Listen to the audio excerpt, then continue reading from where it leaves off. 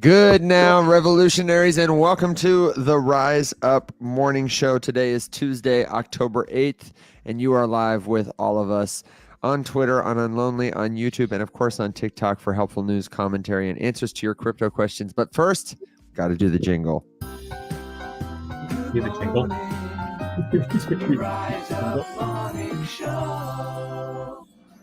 Is that your first time hearing the jingle, Will?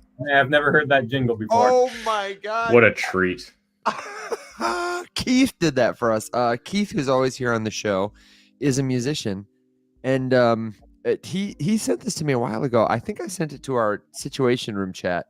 So maybe you didn't see it. But yeah, we've been playing it the last couple of days now that we have the soundboard. I like to play it at the end of the show, too, because it's just so darn fun. I'm going to have to figure out this when I get the next camera to make sure that it is in a place where both cameras are. That's okay. This is my YouTube camera. Hi, everybody on YouTube. This is my TikTok camera. Hi, everybody on TikTok. And then when I want to look at my computer screen, I got to go over here, which is not as bad as it could be. But, it could be worse. Yeah, Jessica is here, says hello. She knows she's running late for work when we get on. So, we're all dealing with stuff. Cameras, work. We're all useful in our own way. That's right. That's exactly right. And we've got Eduer on Twitter. That's the first time I've seen a Twitter comment. So thank you for commenting on Twitter. Let us know where you are watching from, platform-wise, and also where you are in the world. If you're tuning in for the first time, let us know that especially.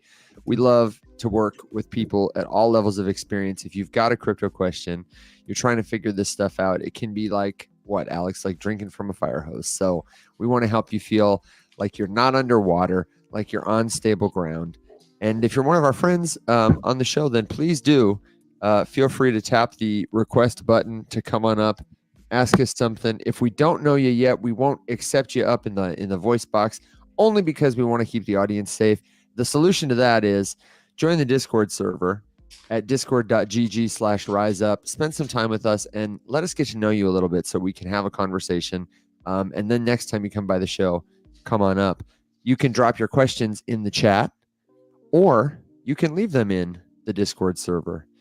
And if you don't want to click the link that I've posted on the screen here, totally get it, then you can just visit theriseupmorningshow.com. You can search The Rise Up Morning Show. You should be able to find it there. We have a link to the Discord community and all the other good stuff. We look forward to having you there. We have folks tuning in from Illinois, from Arizona, a couple other places. So what's going on with you guys today, Will? It's been a minute since you've been able to hang out. You were briefly back yesterday, and I missed having you, man. Well, I missed you guys. I'll be briefly back today also. I'm probably going to be on for an hour, and I'm going to hop off. Cool. Because my girlfriend and I, we got an amazing armoire on Facebook Marketplace. We've been looking for an armoire, a country French style armoire de vase first to have extra closet storage in a place where we do not have many closets. So we have found this beautiful piece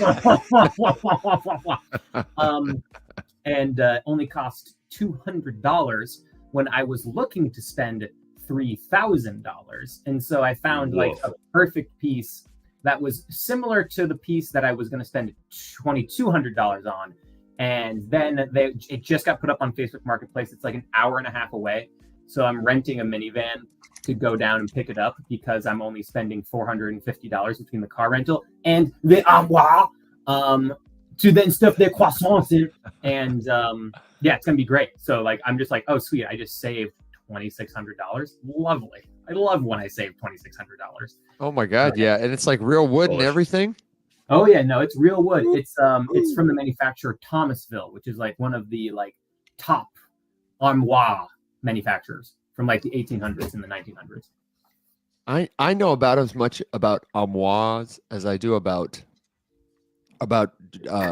being a helicopter mechanic. So well, oddly really enough, my purview. When you start having sailing weekends, your knowledge of armoires also just goes up. Well, what did I tell you about sailing weekends? I know. I'm sorry. I'm sorry. The other day, I asked Will if he would adopt me, and he said only if I'm okay with going on sailing weekends. And I said, actually, Sailing weekends are my one deal breaker. My one deal. Please do not Right, ask me. come on, Please do man. not ask me again. You know. You know what's funny? The best Facebook Marketplace purchase flip that I ever made was also a piece of hefty furniture. It wasn't an armoire. It was a desk, and I thought it looked handmade, so I thought it was really cool. Some guy was offloading it for dirt cheap, and then I sold it for like, I don't know, quintuple the money a couple years later, because I realized I found it online and it was actually it was handmade, but by like someone very specific. And it was like a little art piece. It was really cool. Missed that desk, Nice. but it was very heavy and very unwieldy. We just got a new bed that's currently sitting in my office. I have like just tons of it. Looks really nice and neat on my camera, but everything under like eye level. I have all the clothes from my show the other night. I have a bed frame. I have a mattress. Yeah, speaking from the experience of someone who's seen a camera view from the other direction in Evan's office, it's an absolute disaster in there. Yeah, it's all just contained where you can't see it. So just speaking of absolute disasters, do you know what I learned the other day? I need to pull up the stat, but everybody needs to get the hell out of Tampa. Well, yeah, that too. If you're one of our friends in Tampa, stop watching the show and get on the road, people. Well, they can't because the gas stations are out of gas and the flights are $1,600. What? Yeah, actually, Pete Buttigieg just tweeted this morning that they're looking into price gouging in airlines right now leaving that part of Florida, which is it's bad. Bonkers, real bad. Oh, and my I gosh. don't know. The sad part is, I know I'm a little bit jaded because I worked hurricane rescue for many years. No one ever listens when they tell you to evacuate, especially people in this part of the country, because you've been through so many hurricanes that you think you've seen it all. Multiple records are being broken by Milton as we speak. Fastest acceleration went from a tropical storm to a Cat 5 in 24 hours. Reaching apparently there's a mathematical limit for wind strength and speed in a hurricane, and it's nearing that. It's the second strongest in recorded history on this side of the planet. And I still see TikToks of people saying that it's lame and who cares, and I'm not going anywhere, and I got plywood on my window. Okay. Yeah, my brother lives just outside of Tampa, and he's like, yeah, man, it's another hurricane. I'm just drunk. And I was like, okay, well, good luck. Yep. Bon voyage. I can't wait for all of my friends to put their lives in absolute peril to come pull all of these fucking people out of the storm when they realized that it was a bad idea to stay there. I told jaded. I told my brother, I was like, well, hey, I'm already going to one funeral, so it's like if you die, I'll just like stack another one on top and just be like real efficient about it, you know? Some sort of ultra morbid buy one get one. Yeah, exactly. Ultra morbid BOGO. Yeah, no kidding. I mean, my gosh. Well, I know we have a lot of different friends from the app that are thereabouts in the path of the storm. So please do let us know that you're okay. Please do take any precautions you still can. My gosh, I had no idea that it had gotten so severe. Oh yeah, that was not the news I was going to share with you, but that's definitely news. Gusts of 225 right now in the storm. Sustained at 190, 185. Oh my gosh, that's a lot. Well, anyway, in other as news, you weather the storm, let me give you another piece of crypto news that I was kind of blown away by, which is that you guys have heard about Lazarus Group, the North Korean hackers who are just running rampant on the crypto industry. We had a news report recently. I think Jessica, you might have posted an article from Forbes tallying some of the damage. An increasing amount of money is stolen from not just crypto users, but crypto companies. Crypto, we know, is very secure, but the people who use it are susceptible to being hacked. And I saw a really interesting article. This is on Daily Coin. I'll post it in the Discord server. That said, not only is Lazarus infiltrating, your wallet, hacking socially in isolated instance, they are actually sending agents to get jobs at crypto companies and just lay low for as long as it takes to successfully build some kind of backdoor to funnel cash back to North Korea. And that's like not unheard of. But No. what really surprised me was that according to a couple of different folks, Sam Kessler is one, he tweeted about it, and Zach XBT has tweeted about this, some Unchained sleuths, that more than a dozen big-time crypto companies confirmed they inadvertently hired workers from North Korea, which is illegal if you're a US-based company anyway, including Harmony Protocol, Phantom, Injective, and even Sushi Swap. And one of the guys, I can't find his quote in this article, but he's like the CEO of one of these companies. He was interviewed. He said, obviously, this is very concerning to me. He said, I had no idea this person was a member of, Lazarus, even a citizen of North Korea. They had these very convincing like Texas documents. They had a great GitHub. And in our industry, it's very much about like what you ship. We don't care where you work. We just want to know, can you work? Can you ship it? And he said, I was working with these people for like a year or two and was very pleased with the work they were turning in. So could you imagine if your job, right, exactly. If your job was to get a job somewhere else and then eventually just hack them, I was like, oh my gosh, how at once boring and thrilling, like at the same time that would be. Anyway, I had no idea it was so bad. It doesn't surprise me, but yeah, I think also same reaction. It's I guess I hadn't really thought about it in a long time, but like obviously that would make sense, right? From a nefarious individuals or entities point of view, that would be the way to do it. Yeah. Also, before this comment gets buried, I do want to address it. It's from Papa Aztec. Sorry, this is a change in topic, but it's a rare. So he goes, guys, how safe is it to retrieve airdrops that randomly appear in your wallet? When to know it's real? Never touch them because they will try to drain your wallet.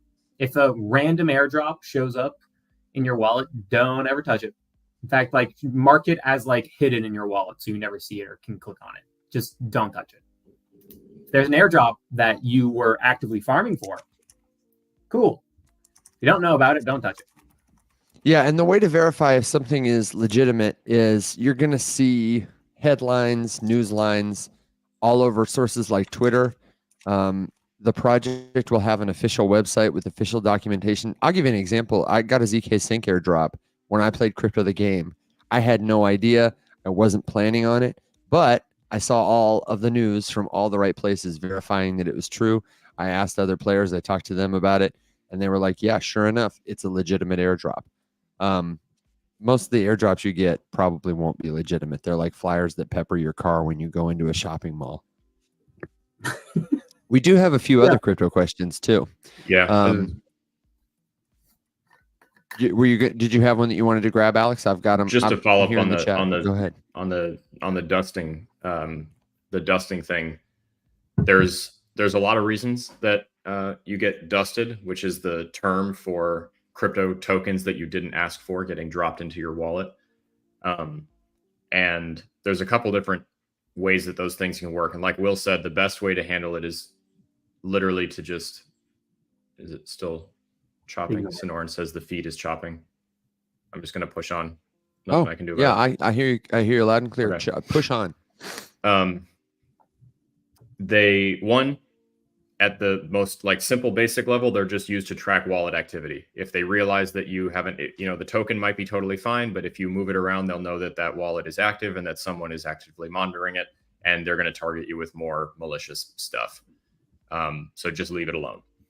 And then, of course, the more, I guess, aggressive kind, when you go to offload these things, if you sell them, without getting too technical, because I'm not a developer, but if there is one of you fine folks in the chat who can explain this in more technical terms, the way that these things are built, when you authorize transactions to do stuff with them, often you authorize more than you would like to unknowingly, and they get permission to take other things out of your wallet, not just the token that you're interacting with, because you interact with bad code. So like Will said, just pretend they're not there. It's like a phishing link in an email. If you didn't ask for it and you don't know who sent it to you and you can't confirm where it came from, don't touch it. Yeah, sometimes when you authorize, what happens on just generally in blockchain is you're not physically sending and receiving things because your crypto, it doesn't physically exist. What you're doing is you are authorizing different agents based on their private key or a smart contract. You're giving them permission to do things with the assets in your wallet. You are assigning those permissions to them. You're signing that with your private key the way you might, sign away your rights to a whatever with your signature. And so in order to stop them from accessing those things, a lot of the time you need to sign another transaction, which is why one of the things we say is if you suspect your wallet has been compromised, you should always create a signature to revoke access to any contracts that you've given access your wallet. Use a site like revoke.cash. That's a good one. As opposed to just, some people think when they get compromised, they're like, oh, I'll just create a new wallet and move my stuff over there. Well, the problem is you've given people permission, another key permission to move your stuff. So you can create new wallets all day long and they will continue to follow you unless you sign a transaction that revokes their permission to spend your assets. That's a good question, though. Someone had a comment about Crypto Malone on the topic of scammers, which is not somebody I recognize. Do we know who Crypto Malone is? Is that like Post Malone's encryption brother? Cryptocurrency, like budget option. Yeah, right. Get him from a crypto vending Post machine. Malone we have at home. I don't know who that is. Yeah. Really quick. Okay, really let quick. us know who Crypto Malone is. There's I think it was that the name of the person with the scam where they coerced someone to send a tremendous amount of Bitcoin, and then they spent all of it like publicly, and they got caught buying crazy things with all the stolen Bitcoin. Was that the? Yeah.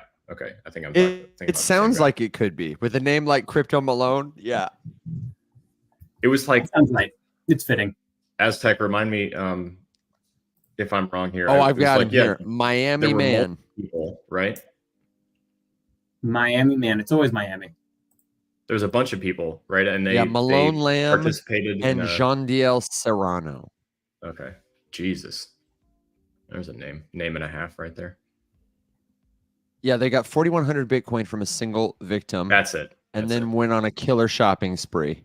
Yeah, publicly. Jewels, watches, luxury cars, designer handbags, nightclubs. Publicly. That is wild.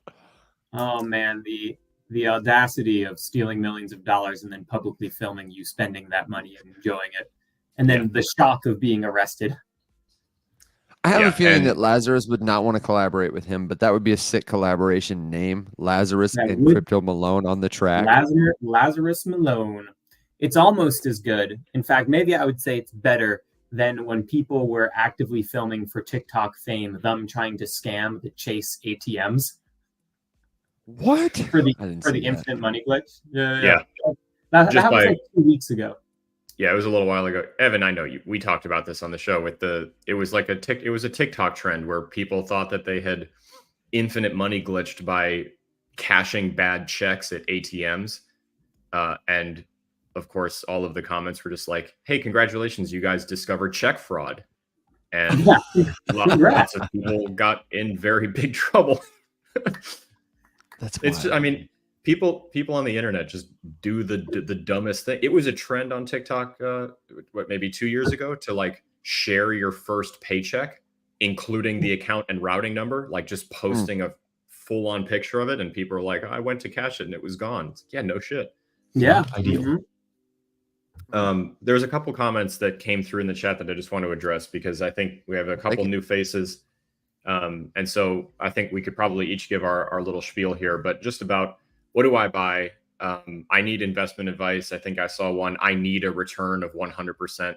Like, I think that person is advertising a return, but let's address, I need a return. Well, either way, they're not helpful comments. And I'm not quite sure what the end goal was.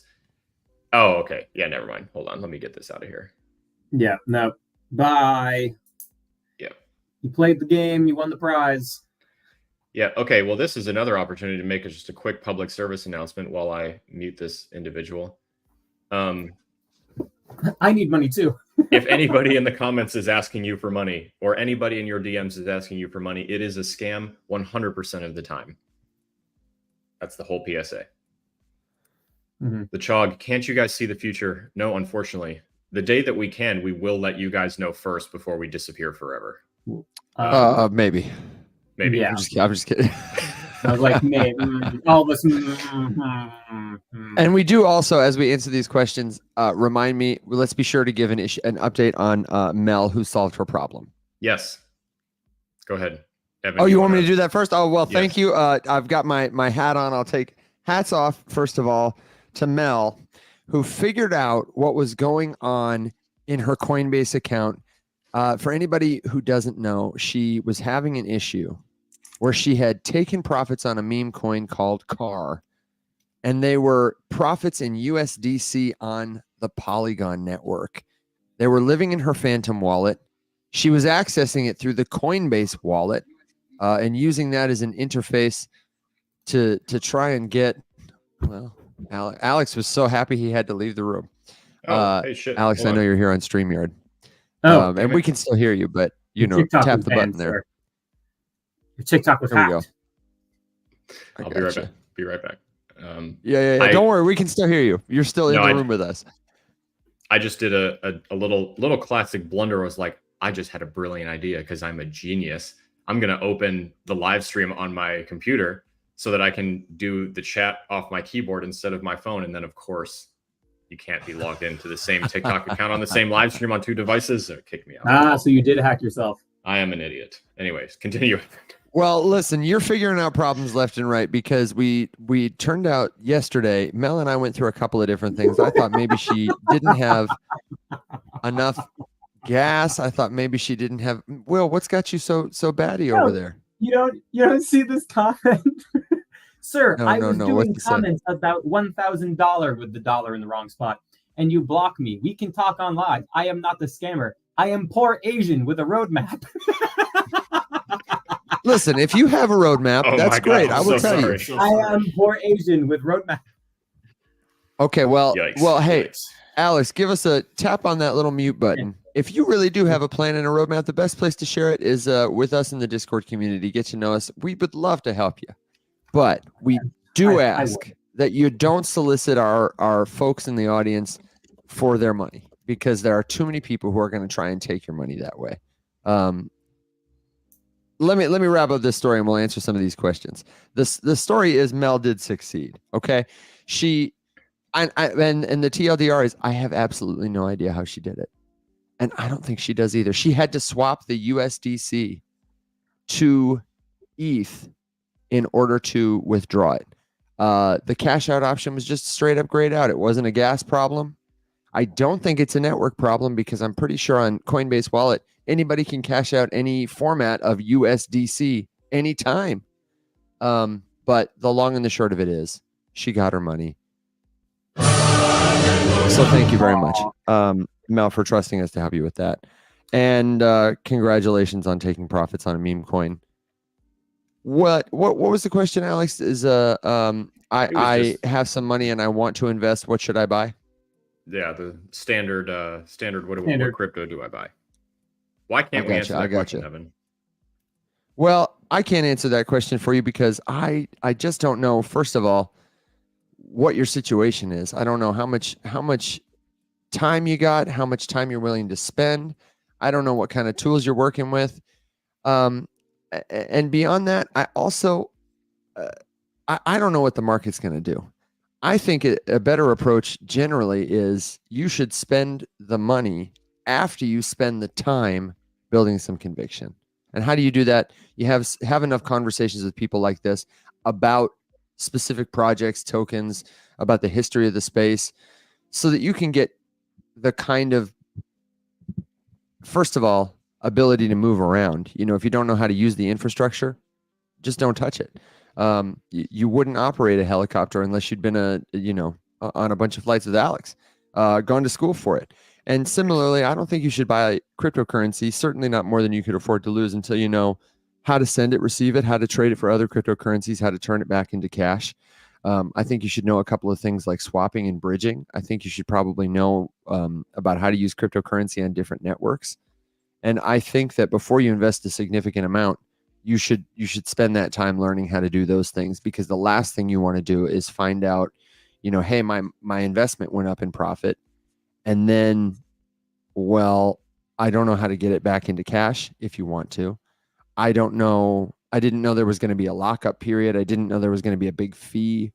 Those are the kind of things that moving around the space and asking these questions with just a little bit of money first can help you not only build the experience, but build the conviction. That's what's the most important. So what about you Also, guys? a lot of these new coins, they have like this tax built in, or it's like a buy and sell tax. And they'll be like, oh, the tax gets collected to go to stakers.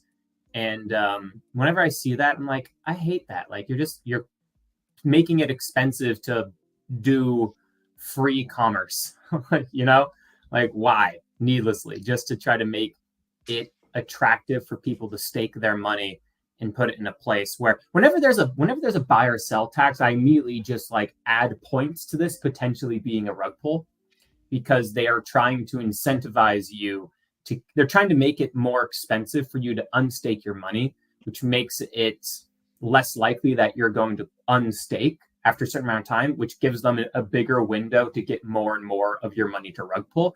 And that's exactly what Syncus DAO did. Syncus made it so expensive to unstake your money that basically you were just like stuck staking it, and then they rug pulled once that amount of stakers got high enough, and then they just took it all and ran with it. So whenever I see like a buy and sell tax, I just go 50 points to Gryffindor for rug pull. Yeah. Yeah, and you say it is kind of new in that it's coming back around again, but this has been a thing in our space for a while. I really remember seeing it all the time with like the 2021 DeFi farms, where it was like Burger Swap and Chicken Swap and whatever swap. They had native tokens that you could buy or earn by staking yours, and a lot of them had sell taxes. A lot of them had lockup periods, early withdrawal fees, so that even if you made a bunch of money on the APY, it was like, what's the point? If you wanted to move it, you were really going to have to pay a lot. And it was always there on their website, but it was in the fine print. And if you were doing it for the first time, you almost certainly didn't know enough to check it. It sucked. Mm-hmm. What about you, Alex? So I'll hit a couple comments all at the same time here. So I think it was Deanna asked if we could share what our like top 3 holdings were. And I just wanted to point out, because Michael then immediately commented that we can't do that. And I just wanted to point out what the difference is between saying you should go buy this and here's what I've purchased, and then why we take so much time and why we ramble so much, which is just because context is really important. So we can absolutely share like things that we've done. Will shares moves that he makes. Evan talks about buying Bitcoin on a regular basis. I'll happily tell you that I own Bitcoin, Ethereum, Avalanche, Solana, and Ronin, because I talk about them all the time. But the context is really important. And what Evan's talking about, and with regards to why we can't tell you to go buy stuff, is just because we have no idea who you are. We don't know what your situation is. We don't know what you want to invest in. We don't know how much you can afford to invest in. Not every investment is the right fit for everybody. I think there's sort of like a general misunderstanding that if anything has the potential to go up at all, it's all the same quality of investment and everybody should want to make money, so it's all fine. But that's not the case at all. Like, I could sit here and tell you that Bitcoin, in my opinion, has a chance, a high likelihood of being more valuable in 10 years than it is right now. And I could tell you the same thing about the S&P 500. However, those two are not the same, because the S&P 500 is significantly less volatile than Bitcoin. And so it's true that in 10 years, both of them may be up significantly in percentage from where they are right now. However, the volatility that you experience along the way will test you as a holder and an investor, and not everyone wants to weather the storm the exact same way. So you'd have to be able to navigate those waters, because they don't all look the same. So anyone who sits here and gives you a specific piece of advice, you should buy this, and if you don't, you're going to regret it, is doing you a disservice because they're leaving out very important context. And I cannot tell you, I mean, frankly, if I had $1 for every time I saw a live stream with a person like that, I wouldn't need to invest in anything because I'd be loaded. I was just going to say, oh, go ahead, finish the thought. It's just really unfortunate. So one of the reasons that we like to do this show live when I do this question, and I don't like to make videos about the stuff that I talk about live, is because I can't give the same kind of context in a video that I can in a live stream with people listening a little bit more intently. Video, it's easy to scroll past. So I can tell you why. I could talk for 2 hours about why I buy Bitcoin, Ethereum, and Solana. We do it all the time.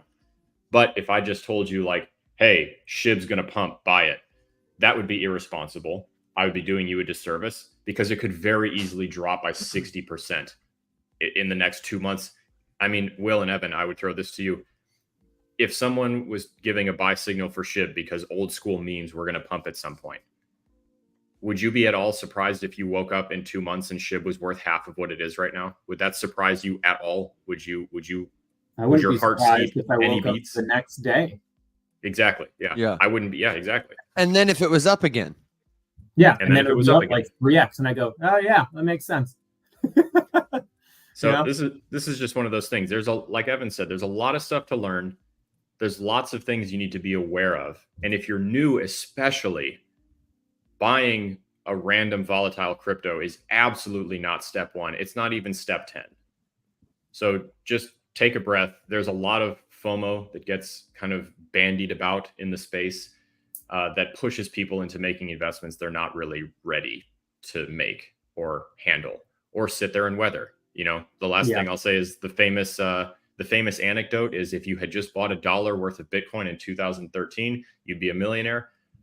My brother in Christ, absolutely no one on earth who bought $1 worth of Bitcoin in 2013 watched it go all the way and was just like, yeah, I'm just going to sit here and hold it the entire time. You went through, and I know some of these people personally, you went through thinking you and your whole family were going to go to prison because of the Silk Road for just because you owned Bitcoin. Yeah. So like you had to have held it through that. And there's all sorts of other little pieces that fit into that puzzle. It's not black and white. And so content that displays it as black and white is not helpful. I would also say a few things is that ask yourself like how engaged of an investor you're willing to be. So it's like, if you are like, I want to buy this thing and I want it to go up, but like, I'm not going to pay attention to it every day, then just buy Bitcoin, because that's the only cryptocurrency that we know with a high degree of confidence. I say no, I'm going to knock on wood, make sure something doesn't ridiculously horrible happen. But, you know, with Larry Fink backing it, all of BlackRock and all of Wall Street now, we have a pretty damn high degree of confidence that Bitcoin's always going to go up in value long term. It's going to have its corrections, but like long term, Bitcoin's value will get higher and higher. Every other altcoin, you know, you need to like really watch, because all of them have the potential to go to zero, and most of them will. So if you're not watching that like every day, you know, every few days, if you have a problem, you know, 14 to 20 times a day, you're checking, particularly if you're new. Yeah. You don't need to be on your phone for that much. Yeah. So if you hear like, hey, this blah, blah, blah coin is the next it coin and you have to buy it, and you're going to hear that a lot continuously for forever. And then you buy it and you're like, cool, I'll check it in a week. Like, you know, it could be zero. Could be zero by then. And like you could have sold and it could have like 3x and you could have been 3x your money and then zero, but like you had to be watching it fast, right? So like that's it. Ask how highly engaged of an investor are you willing to be? If the answer is highly engaged, yeah, maybe go play around with some things, but then take some healthy profits. If you're not willing to be engaged, just buy Bitcoin and then some stable coins and then just have a good time. Yep. Yeah, that's a really good and point, the other Will. thing, go ahead, brother. Just also one of the things I love to say that I've been trying to say more recently is to Will's point, you know, tracking your understanding what your level of engagement is going to be is super important. And which is just another reason not to rely on people in this screen and other influencers to give you those buy signals, because if you rely on someone to tell you what and when to buy, then they also are going to have to be the ones to tell you what and when to sell, because you have no clue what you just did.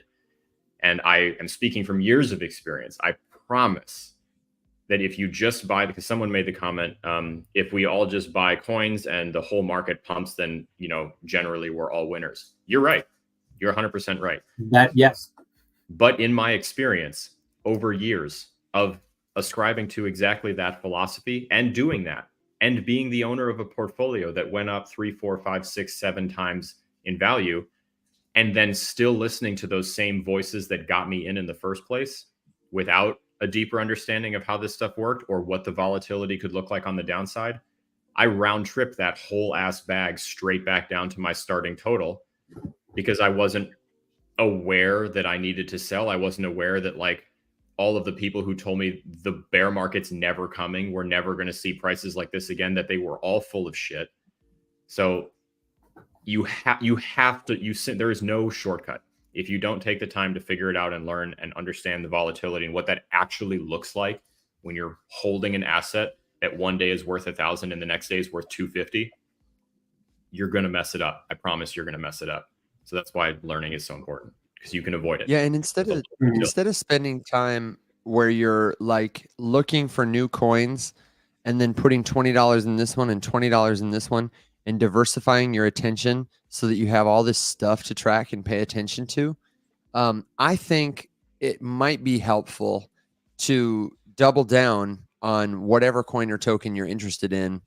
Yeah, that is a long-term thing. Bitcoin is a great start because the rabbit hole is so deep in terms of what you can learn about why it might be valuable, not just to you, but to people around the world, much of which will apply as you analyze many other cryptocurrencies. Even if their architecture is different, you'll have an understanding by looking at the bones of that thing, what to look for in other stuff, what problems it might be able to solve. And then when somebody says, like a while back in the comments and yesterday and last week on the show, we've had a lot of people asking about SUI, you know, because it's hot right now. If you're spending time here, it's too hot, you know. One of the things I would say to somebody who's hearing about a new token from an influencer, especially if you understand blockchains and what they do, you might understand that SUI is a layer one, an infrastructural foundational piece. It is its own network token. It is the coin for a whole blockchain network. And so if it is doing well, that means that there are many other tokens in its ecosystem on its network that should hypothetically be positioned to do well also. If it grows, it will need, like a city needs a subway or a city needs roads or a city needs plumbing. SUI, the network, will need many of these infrastructural pieces that all blockchains need. It's going to need a decentralized exchange. It's probably going to need a lending protocol.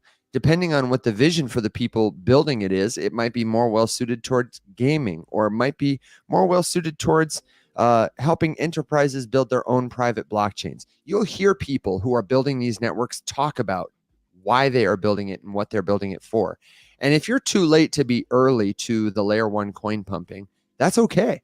Don't FOMO into that thing. Don't chase the money, but spend some time in the ecosystem and pay some attention if you have it to spare, and apply what you've learned about blockchains to see, SUI doesn't seem to have a leading layer one decentralized exchange yet, or it has one, but it's not as big as I would expect it to be in terms of, you know, price action or market cap based on how big SUI has gotten. That seems like, based on history, a good place for me to put $10 of my money if I wanted to grow. What was that? I was going to say opportunity. Mm-hmm. Yeah. I made Opportunity. I made the video on that a little while ago where it was like, hey, SUI's blowing up. But like, don't think you missed the train. Take a look at the ecosystem. Take a look to see what things are important when that makes SUI run. Navi protocol is one. Cetus is the other, is decentralized exchanges. Take a look at those. Those could both be good potential investments to profit off of. You know what's really interesting about SUI? Someone made a comment about loving the SUI community, which is just sort of, you know, that's a general I don't know what the word I want here is. It's a general observation about crypto is that, you know, when you have a layer one or some specific project that has any kind of an ecosystem, there are a bunch of people who would talk about themselves as being in the community, right? Like you go on Twitter, you can absolutely find Bitcoin maxis, ETH maxis, Polygon fans, Cardano fans, XRP, whatever. Like they all have, you know, they have the ticker in their handle, all this kind of stuff. I don't think I've ever seen a Sui maxi. I've never seen anything from anyone who like was talking about the Sui ecosystem. I've only seen people talking about the investment potential of Sui as a coin itself. And I never really thought about that until right now, looking at that comment. Have you ever seen anything like in the social media sphere, just about like, I don't know, a mint happening or like some other drop happening or some project built on Sui going on that people are really into? Because I've never seen a single one. Not yet. But the thing is like number go up is the best marketing tool. Sure. You know, now Sui, I feel like Sui just in the past 3 weeks has gotten on people's radar screens, and now you'll have more people start paying attention to it. You'll have more developers paying attention to it. So we'll see. But now that price has gone up, it has people's attention. So we'll see if there's some projects, because like you'll bring the people in, they're creating the community. They'll start diving into things. So if Sui stays around for a little bit, yeah, I'm sure we'll see those things. It's just interesting, is Evan, I don't know if you remember this, but if I pull the chart back here, right, because we had a run up from 38 cents to $2.09 between October of last year and March of this year for Sui. That's massive. And nobody talked about it at that point because everything else was also ripping. Right now it's a standout, so it's getting the attention. But Evan and I, and actually all of Faceless Labs as an agency, we like were in contact with the Sui team in the middle of last year, because they were hiring for a community manager. And so we pitched them on like a different way to do that whole thing. It didn't work, obviously. But there is like a large Discord, a gigantic Sui Discord full of people that have been there for a very long time in terms of how old this project is. And I recognize that it's early. It's definitely not too early for this, because base, like, you know, exists, and there was a community for it that was active on social media with influencers who were like something.base before base names were a thing. And I don't see anybody who's like such and such .sui, and Sui absolutely has been around long enough, and they absolutely have enough stuff, and they're absolutely big enough to have garnered that kind of thing. And I still, like, even if I go look for it, I'm not finding anything, which is just really interesting to me. That is interesting. And I'm not as plugged in that regard as you are. So I would be curious to know like where that community primarily lives, where their Discord. Like attention is. Okay. I mean, the Discord, I've seen it, but I mean, how do they attract people there? That's a great question. Do you remember? I don't know, Evan, maybe it was mostly me and Mac that were doing the initial scope out, but like we looked at that Discord, like, how the hell are there so many people in here? It's got to be fake. I remember you guys talking about it. I don't think I went in there. And somebody observed in the comments, I'm pretty sure the Sui team, those are the ex Facebook guys. They probably have some strong connections. They're ex DM guys. It's kind of Facebook adjacent, but it was like, it's a different project. I thought they were on the Lyra team. Lyra, sorry, not DM. Lyra. That's right, Lyra. Sorry, thank you, Will. You know, so certainly they have friends in high places that can help them. Machiste notes that they use Move as a programming language. And so I have kind of seen them as like I haven't dug deep on the architecture, and obviously not a dev, but just measuring sentiment, I have noticed that it doesn't seem to have, like you say, Alex, a community the way that, you know, eGold has maxis or something, which I think is a good thing. I think also, though, that anybody who's got an obscure programming language is tough. Yes. I was going to ask, Mike, if you're mentioning Move, can you give us like as best you can in a comment or in the Discord or something, and I can read it out? Your 2-sentence penny for your thoughts on Move as a choice there. Like, if you can speak on that, does that make sense, or is that I couldn't possibly offer an What educated other opinion on that. language is it most similar to? Would be my interest. Yeah, I can Yeah, go and to like GPT, why? Just why? Why not EVM compatible? Would be my question here. Ren Wafu, Caspa will never overtake Ethereum. That's just not going to happen. That's the luck, though. That's the luck to Caspa. Mike Machiste says, not sure why I they would don't do know that. why. Yeah. Hasn't looked into learning it. Yeah. That seems just- to be the sentiment that I'm hearing a lot, not just from devs, but from consumers. Alex, I feel like you might have touched on this the other day, like maybe in our chat, just about how we're in an echo chamber where the consumer apps, the layer ones, everybody is competing for the attention of the same people. And we're not really breaking beyond into what we are calling adoption. And that, I don't know about you, but I only have so much bandwidth to try a new wallet or a new social network or buy a new token. Like, I just don't have that. And I know if Machiste is saying that, like, devs don't want to go learn a whole new language. They want to build something right now. I think we're reckoning with that in crypto. This language isn't that bad. So Move is most similar to Rust. Rust in that case, is one of the world's most popular programming languages with about 2.8 to 3 million active devs as of last year. So, if it's really similar to Rust, kind of like how Solidity, the programming language for Ethereum, is very similar to JavaScript. If you're a Rust developer, moving over to Sui might not be the worst experience. So, yeah. And that was one of the first things that I know my dad was telling me about. Because he was never super into Rust, never really had much cause to use it, is learning it and doing more with it now that he's working on Solana stuff. But that was his first comment, was just like, holy shit, like, this language just makes a lot of sense for what you're doing, because there's all these like baked in functionalities and tool sets and stuff that work that actually make this, like the blockchain side of stuff, really easy, because, and I'm gonna butcher this, but I'll get a better answer from him, and I can clarify tomorrow. A lot of programming, a lot of coding is redundant. Like you're very rarely like raw writing brand new code. You're using stuff from other places and putting it together and troubleshooting and bug hunting and making sure that the thing that you're trying to put together works. And he was describing to me, and he was very excited. So that's all I know about it, is just like the way that like Rust works for that. And he's like, honestly, this is better than Solidity for doing like what we're trying to do with all of these different things and interacting with a chain and smart contract related stuff. Or he doesn't like the term smart contracts. I forget what he calls them instead. He calls them canisters. Oh my God, he's ICP. No, doesn't do that. I know a lot of people who don't like that term. Yeah, he just says it's stupid in marketing and doesn't mean anything.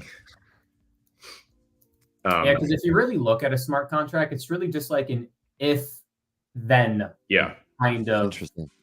I think that's what it is. I think he just called it a program. I think he just calls them programs.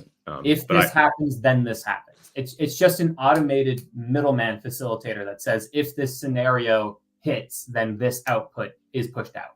Mm-hmm. It's a very simple program. That's just the way you need to put a program onto the blockchain to make it work. And it just has the autonomy to execute stuff. Execute itself without your intervention. If this, then this. And I don't know. I think we've beaten the Sui horse to death. I want to say one last thing though, which is just to iterate that if you are a student of history, if you're spending 5 minutes a day instead of chasing new tokens to buy, learning a little about what's happening here, you would have not only seen like Sui coming in terms of a network building up around it. You would have seen Base and Arrow. You would have seen Sol and Jupiter. You would have seen all of these plays, these different kinds of evolutions that mirror what has happened before when a new blockchain emerges, which very much mirrors what happens when a new city is built. So think about it like infrastructure. And when you see one token just go on a tear, Ton Network, for example, a new layer one coin representing an entire network, an entire new city, look at what other cities, so to speak, on the blockchain have done and become familiar with that, so that if you miss the chance to move to a new city and build it from the ground up, well, maybe you can be there and help them erect the first saloon or the first bank or the first highway. Those are great ways to, for very low risk in terms of attention and money, not only maybe make some money, but probably learn something too. So, Evan, I realized it's been a second since I've pointed this out. Ooh. But here, let me turn this camera around and show you guys this thing really quick. So on CoinGecko, shout out, not sponsored, but it should be. You can, hold on. You can sort by a whole lot of different, hold on, I know you guys can't see anything. Let me just go back and see. I see nothing. Okay, so maybe this will help a little bit. Okay, so if you look at CoinGecko, I'm doing this in light mode for you guys, so never question my love and loyalty to all of you, because this is burning my retinas. You can, so you look at the whole, look at the whole everyone page. on YouTube is just going to have to wonder. Oh, I can do a screen share over here in just a second. Just you guys give me 2 seconds. Yeah, don't fret. So look at all the crypto. You can come up here and just highlight the cryptocurrency menu, and here's all the different ways that you can sort stuff. So market cap is the default, categories is next, chains. If you click chains and let it load, you can come down here and you can see all of these big popular ecosystems. You'll notice that Sui overall is in 5th place right now. And if you click on it, you can see all of the stuff in its ecosystem. And here's a really interesting little tidbit. There's like nothing here. Like, look at these things. So CoinGecko only indexes, they don't index everything. So there's only 73 total things that CoinGecko has indexed on Sui in general. And most of them, like, you can look at it and they're just like hot garbage. Yeah. Or they're a couple different wrapped tokens. So Well, literally, go ahead. Literally all I'm seeing here are memes and wrapped tokens. So keep that in mind. Like, obviously there's, when liquidity and when, especially in this day and age, when liquidity and new attention comes to a new ecosystem, turn around, there we go. It makes sense, especially for this day and age, that like some memes are born and memes run, because that's what people like. And that's what we're used to seeing this year. So that's what we do. But I would keep an eye on that list as like new things pop up, and, don't wait for someone to start shilling something relentlessly on social media. But this is kind of what I mean. Like, this is why we're talking about how to suss out good things, how to determine what is dumb marketing fluff, how to determine what has the potential to do a pump, what has the potential to still be here, what has the potential to get real users, all that sort of stuff. Because you can be trolling those lists and sorting those things down by category and by ecosystem, recognize that Sui is popping for whatever reason, and recognize that as more attention and liquidity shows up there, as their TVL, their total value locked, the amount of money that is in that ecosystem continues to rise, it stands to reason that more attention is going to go at those projects. And like Will has laid out for us many times, there's sort of like an understood equilibrium and ratio that ends up being achieved more often than not between DeFi protocols on an ecosystem and the native ecosystem itself.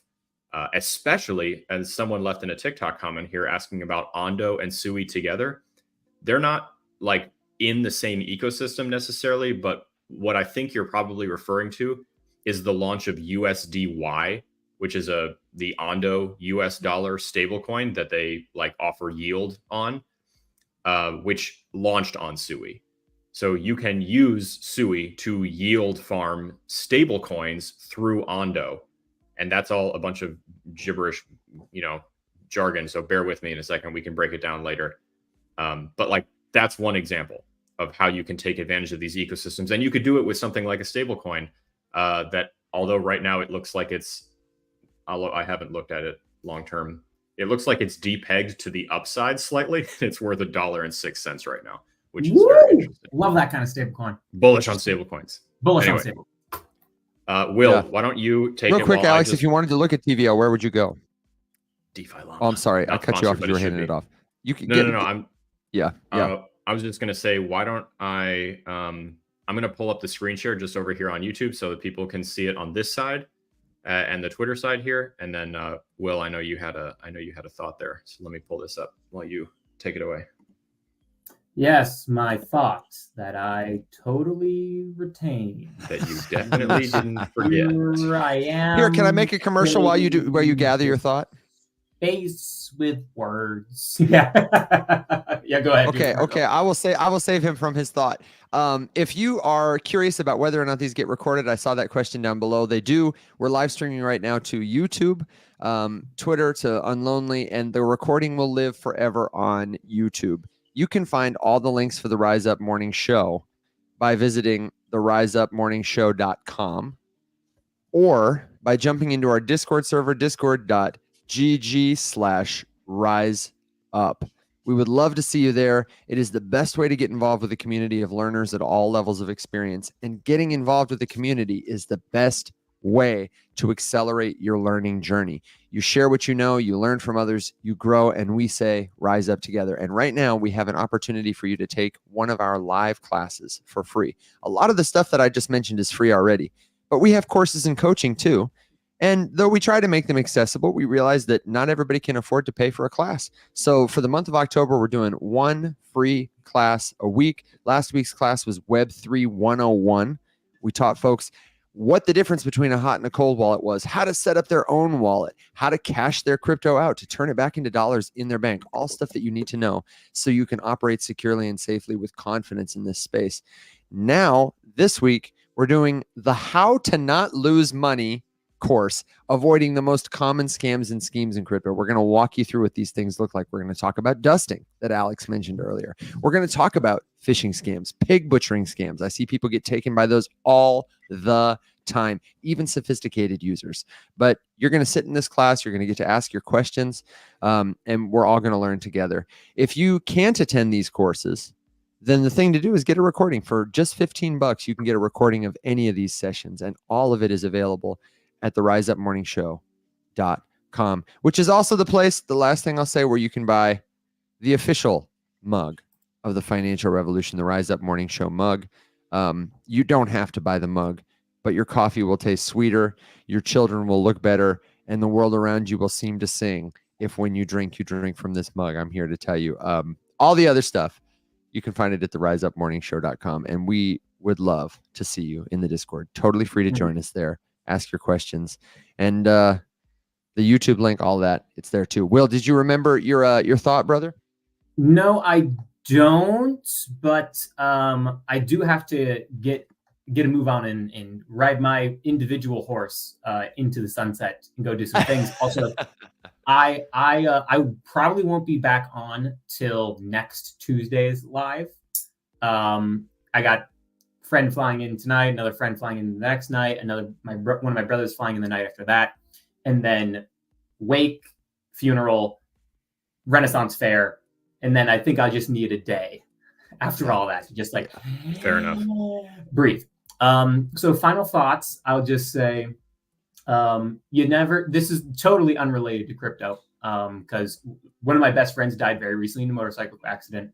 And I would just say, none of us know how much time we have left on this rock flying through space. So if there's a thing that you've always wanted to do, there's a little side hustle you've always wanted to do, if there's any weird hobby that you're just like, I don't have the time for that, I'll do it later, I'm busy right now, make the time for it. Go do that thing, go start that business, go talk to that girl, go talk to that boy, whatever, talk to that tree, whatever you're into, just don't hurt people. But yeah, so just make the time for what you guys are interested in, because we don't know how much time we have.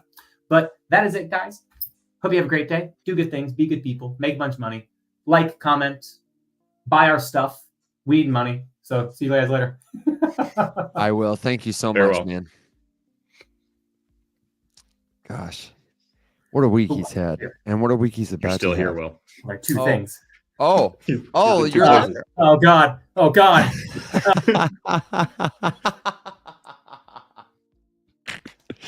That look on his face when he forgot he was still live somewhere else. Good thing he didn't start picking his nose or anything.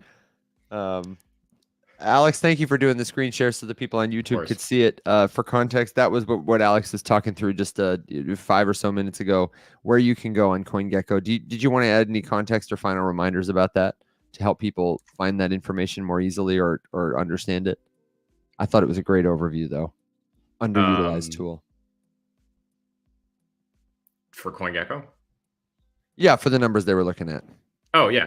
No. Okay, so yeah, showed you here on TikTok. For the record, it's way easier to see the screen share on YouTube. If you, I'll try to give a warning if I'm going to do something like that, so you can hop over and then hop back to TikTok, just if it's easier, whatever. Totally up to you. But no, it's just CoinGecko has like a bunch of really great ways that you can sort stuff. You don't just have to like look at the overall like sorted by market cap. I will put a link specifically, Joe, in Discord to the page on CoinGecko that I was just looking at. I'll do it right. Oops, wrong keyboard. Right here and right here. There you go. 2 keyboards, man. If we, well, 4 right now. And if you recognize that an ecosystem is doing big things, you can sort by that ecosystem and find all of the projects that CoinGecko has indexed, which granted is not everything. They do not index every token. But most of the stuff worth seeing is there. Correct. Yeah.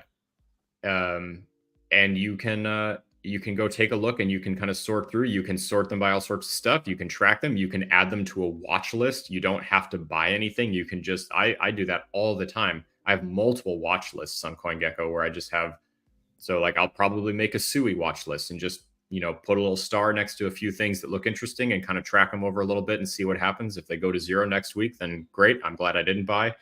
All that sort of stuff.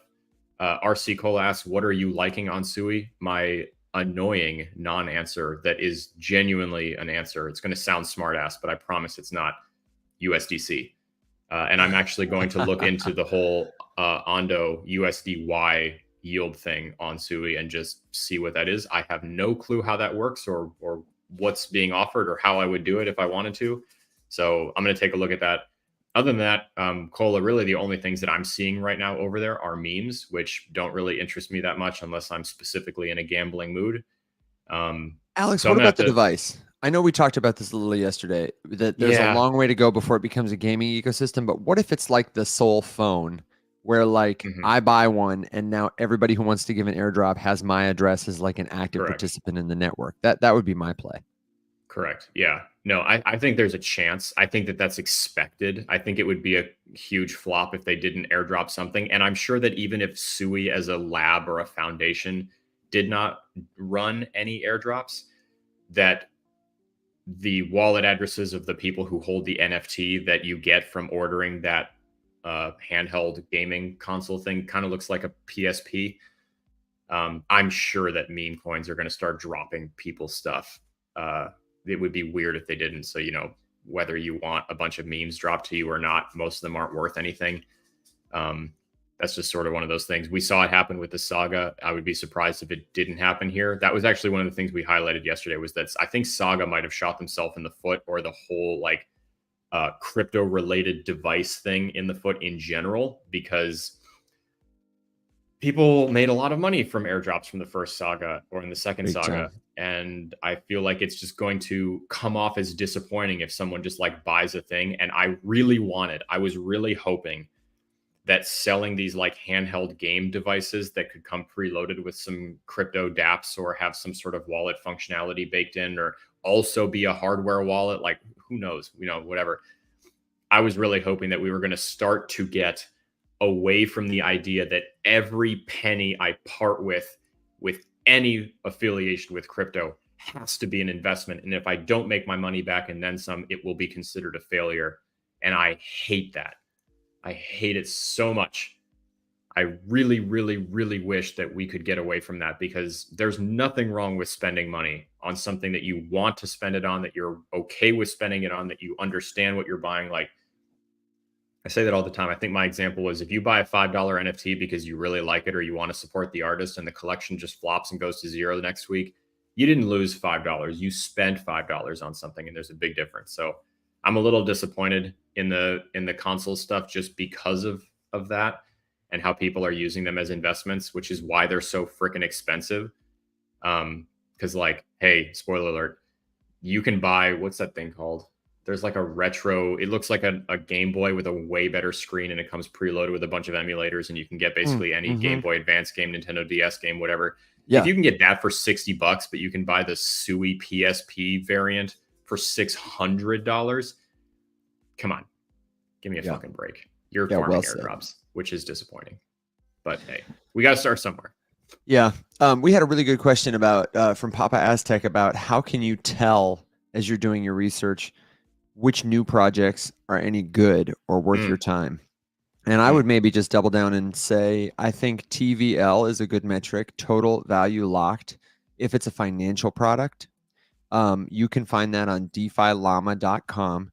That is an indicator literally of how many dollars people are putting on that platform. That's what TVL measures. And it's important because especially if you're a financial service, like a decentralized exchange that every blockchain network is going to need, then you need to have the trust and confidence of people. Your product is their dollars and moving those dollars around. So TVL is a good metric. I would also say users and attention are good metrics. How many people are talking about this thing? How many people appear to be using this thing daily, especially if it's like a consumer app? Is it a game? Is it a wallet? Is it, I don't know, Alex, help me out. What else would you look for big time use on? A social network. Yeah, social, DeFi, anything that you can, stake something with, earn yield on something with. Minting and token creation platforms. Yeah, something like POAP. Yeah. So now let's talk about red flags and red herrings. If you have more green flags, that's good, but I feel like red flags might be more important. Like, Alex, you remember when everybody was starting to do blockchain games in 2020 and 2021, and they all had these incredible theatrical trailers, and everyone was like, dude, this game is going to be so fire. And now a lot of those games just aren't here anymore. Some of them went up in price, but mostly they were not like substantial long-term holds. Most of them never came out. Yeah, exactly. So like that's a red herring, I would say. Like just because there's a game, for example, with a killer website, if something has a great website, something has a great trailer, then those are advertising pieces. Anybody can make that, but I would consider them red herrings. Do you have any other like red herrings that you look for? Yeah, that's a big one. I think we're out of the age where it's common practice or really acceptable to sell someone a cryptocurrency exclusively to fundraise for a product that's not been made yet. I would not participate in any of that for any reason, unless there was some just Zeus's lightning bolt kind of a moment where, like, I don't know, I can't even think of an example that would even be feasible. But I, in general, if someone's using a cryptocurrency to fundraise, like that would be the number one thing I would try to suss out. Like, hey, why are they selling me a token right now? Why do I actually need this token? Because spoiler alert, you don't need most tokens. Most of them don't need to exist. And if that's the reason that they're out there, that like, hey, I'm like, hey, I can't even do anything with this thing, or hey, there's really nothing for me to do, or hey, I can like stake it somewhere and earn more of it. It's being used to fundraise. And I would rather see those people try to fundraise the old-fashioned way on Indiegogo or Kickstarter or something, exclusively based on the idea that they're trying to sell to people, instead of the speculation that this volatile investment asset that they're offering you is going to go up in value. So I think honestly, that's probably my only red flag. And if you just follow that one, you'll avoid getting hosed, I would say about 98% effectively.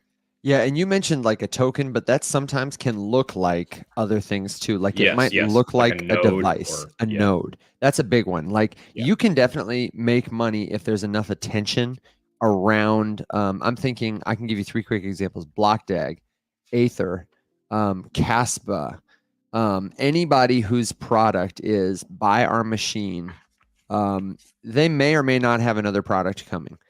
It's kind of like meme coins. Those are good examples because hold on. Okay. Hold on, he said.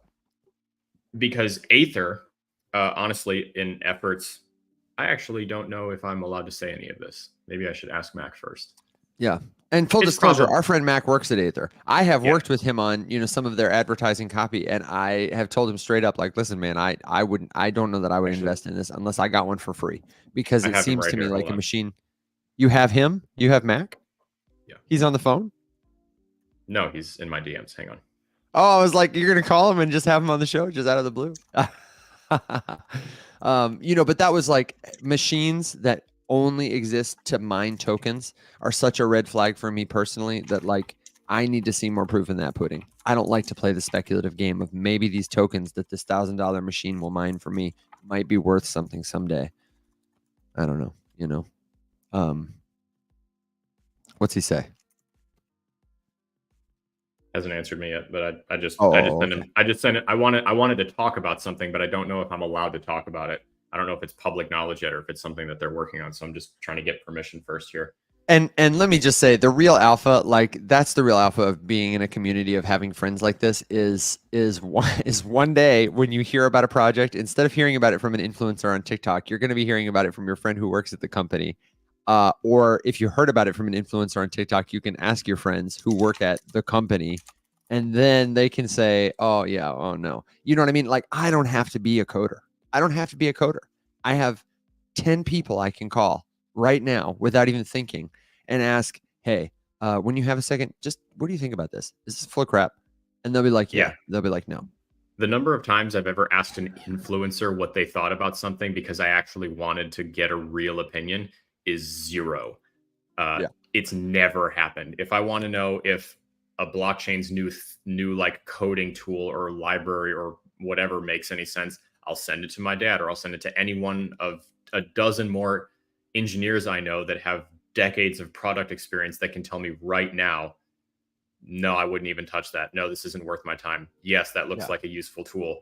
I could see how maybe if this, that, whatever, like, or, people who work in marketing, like, hey, you guys are talking about this, what's the impetus for this marketing camp, like all that sort of stuff. Influencers are not the ones that get you alpha. They're the ones that regurgitate it when they get it from somewhere else. Yeah. So which is not to say it's not a good first step to start learning some, concepts and stuff. Like, I'm glad that you're here. You probably found us because that's what we're doing. That's why we're here, because we want people to encounter this kind of information as a foot in the door, as a way to join this kind of deeper conversation that's happening. Don't end it there, is the TLDR. While we wait for Mac, we had a couple more questions. I saw you responded to one, and I wanted to address one really quickly just about staking, because it'll only take about 10 seconds. If you have a crypto question, by the way, we're here Monday through Thursday, 7 a.m. Central Standard Time. We're here at 7 p.m. on Wednesdays for Rise Up After Dark. All great times to ask us a question, but don't forget you can jump in the Discord server, discord.gg/riseup, and ask us a question anytime. It's where the show lives 24/7. It's totally free to join, and we would love to see you there. The question I want to address is from Keiko, who asked about whether or not you can stake from a cold wallet. And I responded in the chat. I said, no. He said, well, can you stake from a hot wallet? And I said, you absolutely can stake from a cold wallet. No, you can't. Are we about to have a disagreement? Yes, we are. Oh, I'm so excited about this. I will absolutely die on this hill. You want to go first? Tell me why you cannot stake from a cold wallet or from a hot wallet, because in order to stake, you have to delegate your tokens to someone else on an exchange. They have to go to a pool somewhere. I would say the only example of a wallet I know that I can stake from is the Daedalus wallet. And I think that's because the architecture it's a node. So I'm fact checking myself before I embarrass myself, but here's this I say yes because I've done it personally, but now I want to look up and see exactly my answer was going to have nuance that you must use a wallet as the interface through which, like, I got to connect my wallet to the site, yes, but and your then private delegate keys my can tokens. still stay in the cold wallet is my point. Okay. Because I've had my Cardano in my Trezor and then interfaced through Daedalus to stake it. Man, okay. I mean, that's see, but that I think you're able to do that because the wallet is a node. I think that's the only reason you're able to do that. I think we're both about to learn something today. Here you go. I'm just so thrilled we're disagreeing. No, we are. I know. This never happens for anyone watching. The That's why it's monkey said, exciting. not our parents fighting. Mommy and daddy are just talking. Okay. Yes. So yes, it is possible. Here I have the whole spiel here. There, Okay, like okay. Evan said, there's a Read it lot of out. nuance. Okay, so it is possible to stake cryptocurrency from a cold wallet, but it really depends on the specific blockchain and staking mechanism. Cold wallets, like hardware wallets, Trezor, Ledger, or paper wallets, are designed to store cryptocurrency securely by keeping private keys offline. While this does provide a high level of security, it adds lots of complexity if staking is desired.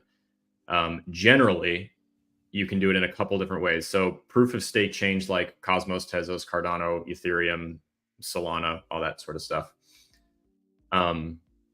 allow users to delegate tokens to a validator while maintaining control of their private keys, which means that you can sign a transaction to delegate your stake from a cold. Okay, so this is what I'm thinking of. Essentially, you use your cold wallet to verify control and ownership of the keys, proving that you own these things, and then commit them to the validator as long as they remain locked in that wallet. And then you can receive staking. I had Cardano stake out of my Trezor for years, with interest earned tracked through the dataless interface, although my keys were still kept offline. And you can actually use dataless offline as well. Although I don't use it anymore because it's an absolute nightmare. But am I correct in understanding that if you are delegating a stake, it is possible then to delegate a stake just by signing something with your private key? Because that's what the architecture of blockchain is giving permission or revoking it with a key. Yes. But that you have to transfer your token, that it is a different thing to do a liquidity pool. Like if you are staking, it's one thing.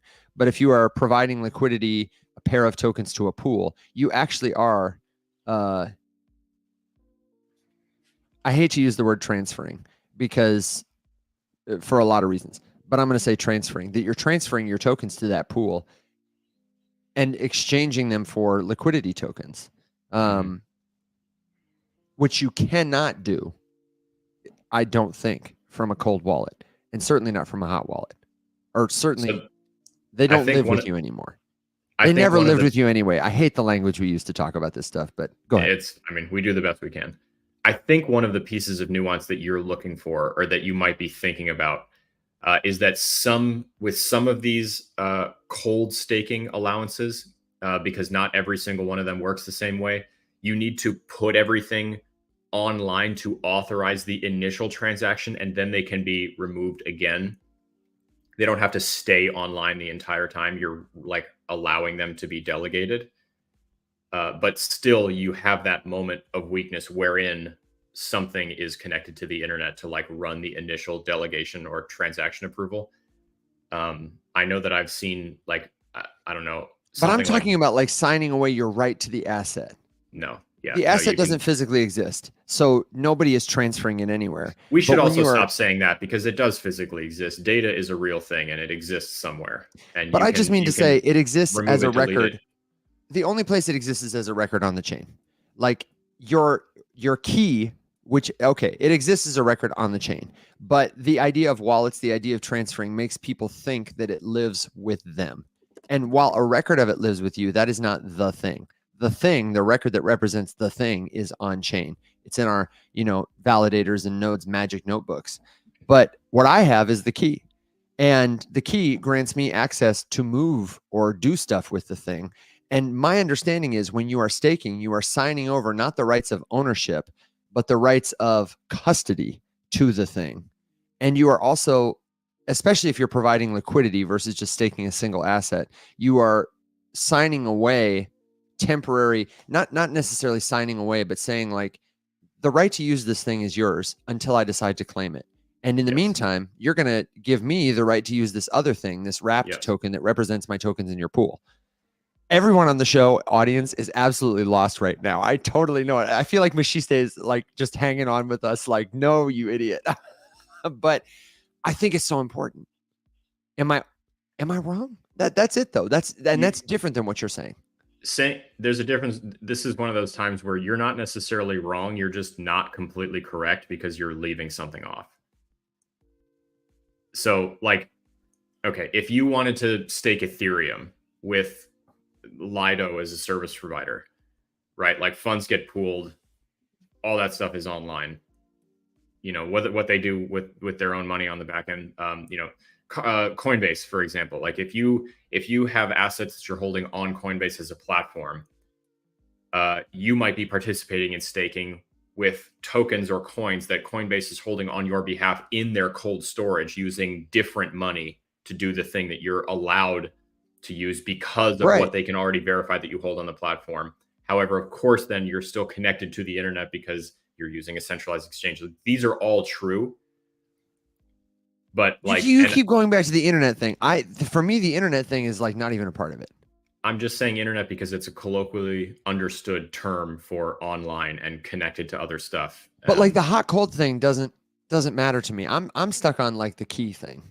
And maybe we can you can keep the keys to your like Cardano. I did it for years. You can keep your keys in your Trezor. I could look at them on my Trezor dashboard on a completely offline cold device and confirm that they were there and sitting in that wallet while I was staking through Daedalus, because Daedalus could confirm my heart. I had to like integrate my, allow Daedalus to see my Trezor's address so that it could confirm that, yes, I am in fact holding these tokens. And yes, I am in fact keeping them in this wallet. And yes, they are in fact still there. And it just like runs a check to make sure that nothing is moving. And it allows me to be staked the whole time. And if something moves, then I'm sure they would have pulled the plug on me.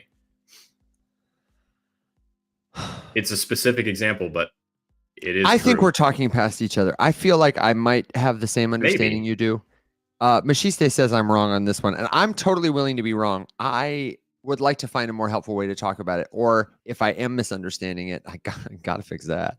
We could do just like an offline big data dump and put all this stuff together and just do a video about all of the nuances of staking and have it be a little more, because I do, you know, for the record, I know that this is convoluted and complex and complicated, and that we're starting to like butt up against some of Evan and I's knowledge limitations here, and just the ability to talk about things as non-engineers. However, I know that we do have audience members who are like relatively advanced when it comes to like operating the space, and I'm sure it's interesting. If this kind of stuff is interesting, or if you'd like to learn more about this, we can move on from this and talk about something else. But I think we should absolutely come back, because I will languish. I won't die completely, but I will languish on this hill for quite a while.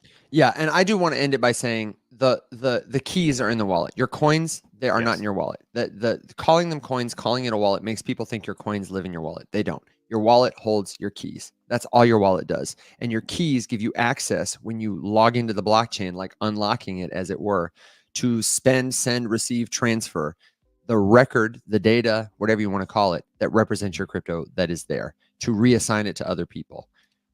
Your coins, they don't physically exist except as data on a blockchain. And you can stake or earn yield. That's what I want to say. You can earn yield on any asset. It doesn't have to be a proof of work asset. It doesn't have to be a proof of stake asset. People have devised ways for you to use your key to sign over permission, temporary or permanent, to use your assets to earn a yield. But where they live at that time in terms of like who has access to them and what that access entails, it is different in every scenario. I think we agree on that, right? I just wanted people to get a nugget to take away. Kind of, yeah, mostly, yes. Oh, come on. Okay, all right, okay. Then save me from myself and let's Machiste says, Evan, what you just said is 100. So that's all you know. I'm also very comfortable admitting that I am like butting up against my knowledge limitation of the intricacies of staking mechanisms. And totally, it's different on different blockchains too.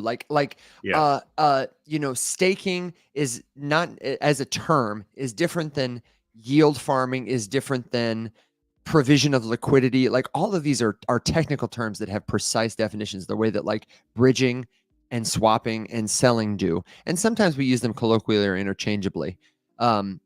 So like the thing that is built for plumbing is going to be similar to, but not the same as the thing that is built to deliver electricity to your house. Like they both do, it's architecture, it's infrastructure, people. Yeah. And I hope this encourages our viewers to know that, like, first of all, we're just humans, we're fallible, and we're pretty smart about this stuff. But like, we absolutely, we really don't know everything. And you shouldn't be discouraged if you encounter a topic or a conversation. Like, you don't need to know everything to be able to use this stuff well. I think we mostly use it pretty well, or at least we have a lot of fun using it, even when we encounter something we don't know. I love that. Yeah. No, I mean, there's a never-ending amount of stuff that you can learn, but like I always say, you don't need to be an auto mechanic to drive your car to the grocery store, and there's nothing wrong with only using your car to go to the store. Well said. Well said. Okay, save me from myself. Take me to another topic. I'm going to write down in my notes. No worries. As one of the show notes, Evan and Alex disagree? Question mark? Yeah. So, of course, Mac was talking to me, and then he disappeared right when I asked him a question. So if he gets back to me and authorizes me to share this little tidbit, then I will. I would just rather not throw him under the bus.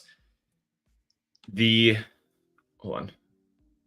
Let's get back to the old. We haven't done like much news coverage at all in the last couple of weeks, just because it's been a little chaotic and a little hectic. But I wanted to highlight something. This is not inherently crypto, but it's interesting because it's Polymarket, which is Evan, you're familiar with Polymarket?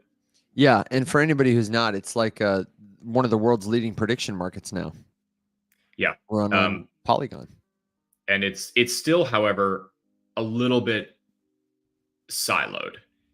And so there was so this is from Doug, and to quote him, he was bored in a meeting and was trying to do stuff. So he started analyzing Polymarket transactions to try to come up with where the big percentage swing and discrepancy between. So for anyone curious, you can bet on Polymarket on stuff. There's like, the odds that, I don't know, I'm sure there's football betting, the odds that like someone is going to score the game-winning touchdown in something or whatever. You can bet on the odds of that happening. Of course, one of the biggest, most heavily transacted betting markets right now is the presidential election in the United States. Oh yeah. And so they've been relatively close. But yesterday, or the day before yesterday, whatever, there was a large discrepancy, a large percentage chance swing to the upside, giving Trump a higher chance, and Harris lost a lot of chances. And so Doug saw that, and being Doug and being a giant nerd, Doug, if you're here, let me know. Otherwise, I'm going to keep making fun of you. Probably from his command seat in the bathroom, he pulled the records, because these are on chain. You can see who makes what bet and when and how much they spent and all this kind of stuff. Okay. Yeah. And he put together a little graphic analyzing these buys on the Trump side. And for reference, it was a swing of nearly 5% up in a chance, which on Polymarket for this particular bet is a pretty big swing. Yeah, because there's a lot of liquidity there, I would imagine. Yes. Some depth. And so what he found was that in that span of 120 minutes, which was the full length of the swing, $1.4 million worth of yes volume was observed. It only came from 151 people, and 5 of those 151 people were responsible for over 70% of the volume. So it was really just a couple whales making some massive moves. I don't know what, off the top of my head, what 70% of 1.4 million is, but that's a fat chunk of change. It's enough. It's hundreds of thousands of dollars. Real quick, if Doug is in here, or if you can see, was one of them the owner of the ENS domain realdonaldtrump.eth? I know. That's what I was thinking. Could you just see that, like, with the proceeds from whatever World Liberty Financial, he's like going over to Polymarket? No, we've moved on from that. We're on to watches and gold coins now. Oh yeah. The crypto he got from his watches, he's just thrown it into Polymarket. Yeah, There was an interesting article about the watches, but we're going to get too far off the. Actually, it's kind of on the crypto topic. It's just about like the age-old conspiracy of like using crypto to launder money from like one expense into another expense using very expensive watches was interesting because it married two worlds where like if you want to talk about the likelihood that financial vehicles are being used to launder money, we always like to. I mean, we don't. But people, critics, like to say that blockchain is only used for criminals to launder money, and we're always like, that's a weird way to do it, considering that all of the records are public and open source. But hey, I guess you want to talk about something that I'm sure is actually used to launder money: watches, fine art, stuff like this. U.S. dollars, cash, yeah, U.S. dollars. I did a video following up with that, stitching the woman who created it, just giving that context, because I think she made an addendum in her video. She said some things that made it sound like she thought it would be plausible, and then she made an addendum that was like, oh, I've since learned and understood that really cryptocurrency is not very good for this. But I just, whenever there's a moment like that where a lot of people hear one thing, it's always good for us to be able to speak and say, hey, did you know? Someone said TikTok gifts are used to launder more money than crypto. Probably. Oh my gosh, could you imagine? Just a bunch of just every gift we receive is a North Korean hacker. It turns out we're accidentally being funded by the Kremlin over here through roses and galaxies and all those silly cowboy hats. Oh my god. To wrap this up with Doug, I was then asking him if he had analyzed the Harris side of things, because this was the Donald volume, and his answer was yes. Here's a 4-hour list of every Polymarket transaction on this betting pool, and he just sent me a giant spreadsheet, and I was like, Doug, can you make it a cartoon for me, please? And Doug didn't make me another cartoon. He just sent me a spreadsheet. Like I'm gonna sit here and There's got to be a spreadsheet to cartoon app, though. Now, I'm sure. With GPT, well, can you turn this spreadsheet into a cartoon? I'm sure that there is, but my favorite spreadsheet to cartoon app is actually Bill. Shout out to Bill if he was in here a smidge ago. If he's was he really still floating around? There's like people who say like on their resume like I'm proficient with Excel. Bill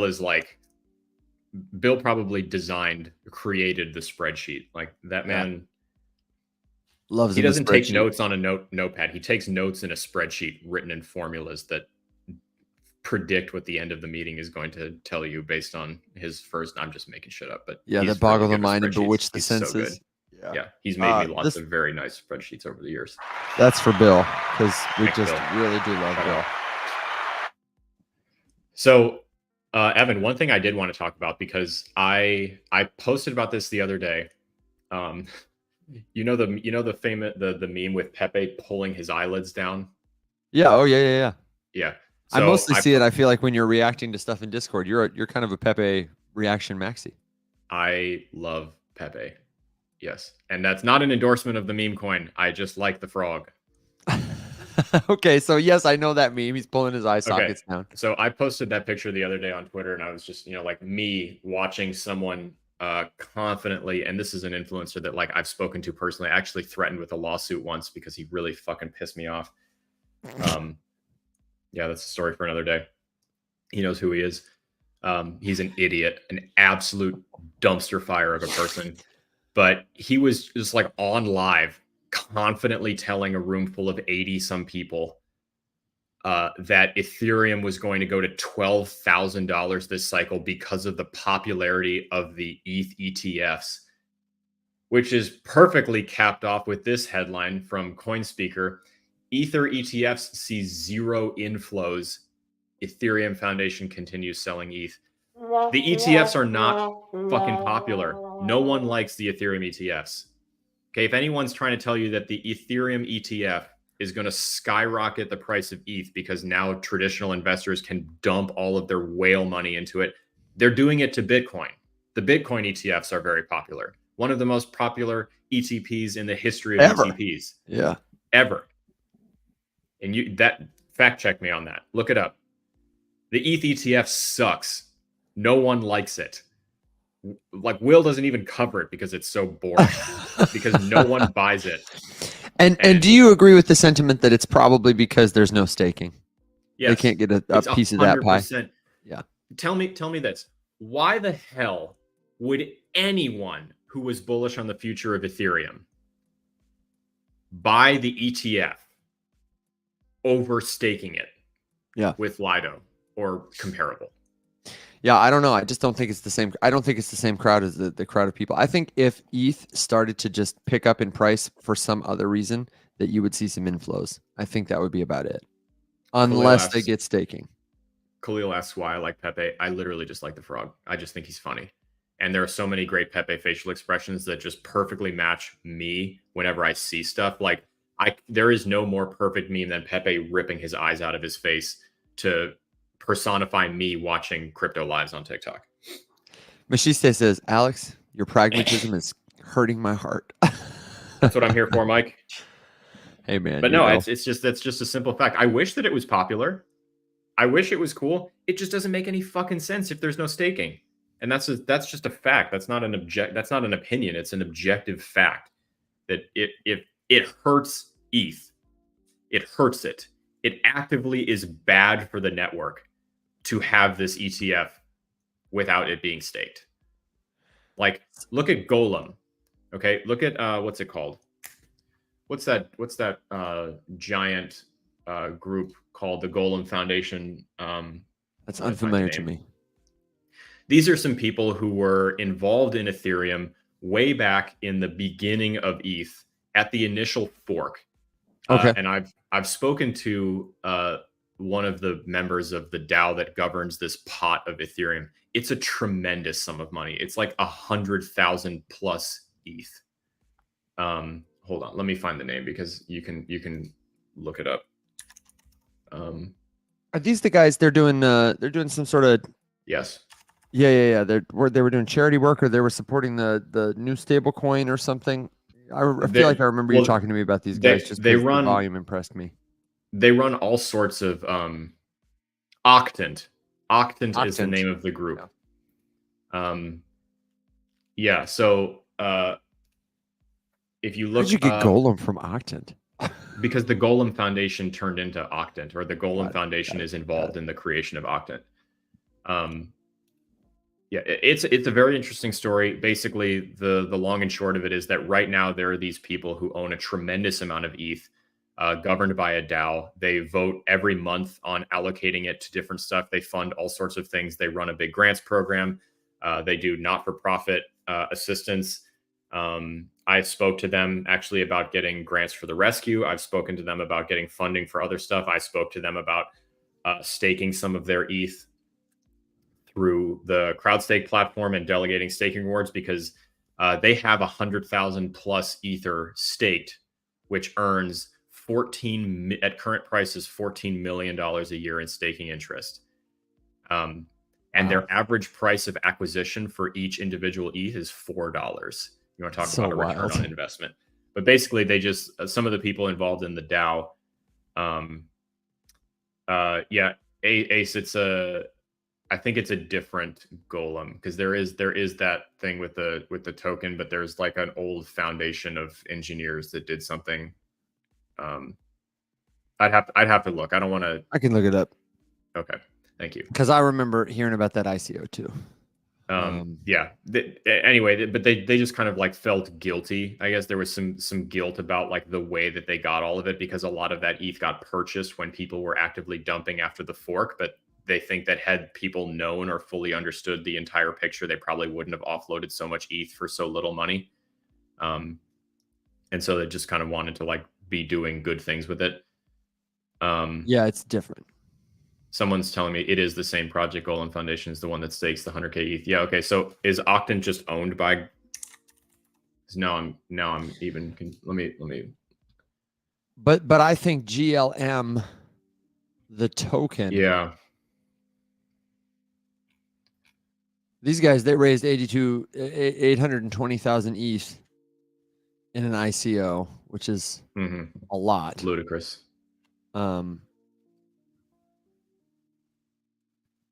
Yeah. Anyway, I can look it up and do a little bit more digging out. The point is, it's very old. It's old ETH money. But no, I mean, that's good. That's good for the network. Having all of that ETH staked and then, stuff being done with the staking rewards, like the ETF sucks. So, it needs to have staking enabled. And I don't think that that's anywhere close unless we see some major legislation passed to protect that, because I just think it's too risky right now to. I mean, none of the big financial institutions that are offering trading of the ETPs would really be able to. They have no legal recourse to engage in staking with that money. I'm sure they have all sorts of stipulations on how it needs to be held and what they have to do to it, all the custodian stuff. I'd have to ask someone with a money custody license, for all of the nuance and ins and outs of exactly how that works and what you're required to do and what you can and cannot do and stuff. But the Bitcoin one makes sense, right? Because what are you supposed to do with Bitcoin to secure it? Just keep it. Yeah. But ETH, you need to be staking it because it needs to secure the network. Back in the day, if it was proof of work, perhaps that could be totally fine. It would be having different, a very I different think. conversation.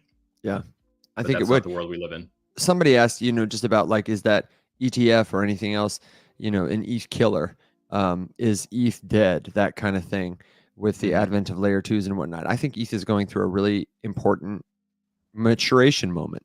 It's growing up, and people are kind of conflicted about what they want to see from it in the future. Vitalik was on. They have these core team dev calls. ETH does, and anybody can go and participate and hang out kind of in the Ethereum community, the way you can hang out in the Rise Up Discord. But people have been contributing to this for a long time, and Vitalik usually kind of keeps his mouth shut and stays out of them. He doesn't show up a lot of the time, but he was on the last one, and he gave some thoughts about the things he thinks are most important to do to scale it. But it's I don't know. I don't think Ethereum is going anywhere, but it's dealing with some growing pains right now. And the ETF is maybe a part of it. I think blob space is part of it. How people want to use it. Layer 2 is growing, and the layer 1 not necessarily growing is part of it. But I don't know. I don't think anybody's going to do anything to it anytime soon. Somebody the other day made a really compelling case for Solana, and I saw Khalil was talking about this in the comments. I didn't know this. That they integrated with PayPal. PayPal is using them for their PYUSD stablecoin. I feel like I heard it, but I didn't know it was happening now. But I want to be clear. I don't think that ETH is so thoroughly built out and so thoroughly well established that while we're still early in the crypto game, to overtake ETH as the foundation for global blockchain security and economy, I just think you'd have to have some. I don't know, Alex. I can't think of a good example of what would have to happen for that, but it would be big. It would have to be huge. Yep. In my mind, ETH is like the United States of crypto infrastructure. For the United States to be toppled as a world power, some big stuff would have to happen. Yeah. There's nuance in everything, right?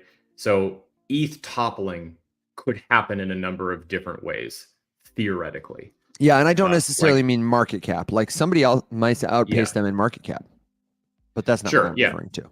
It would be a very different scenario if something catastrophic and earth-shaking happened to ETH or to the foundation or something. They were found. I'm making this up. This is purely pulled out of my ass to make up a hypothetical situation that would be catastrophic to Ethereum.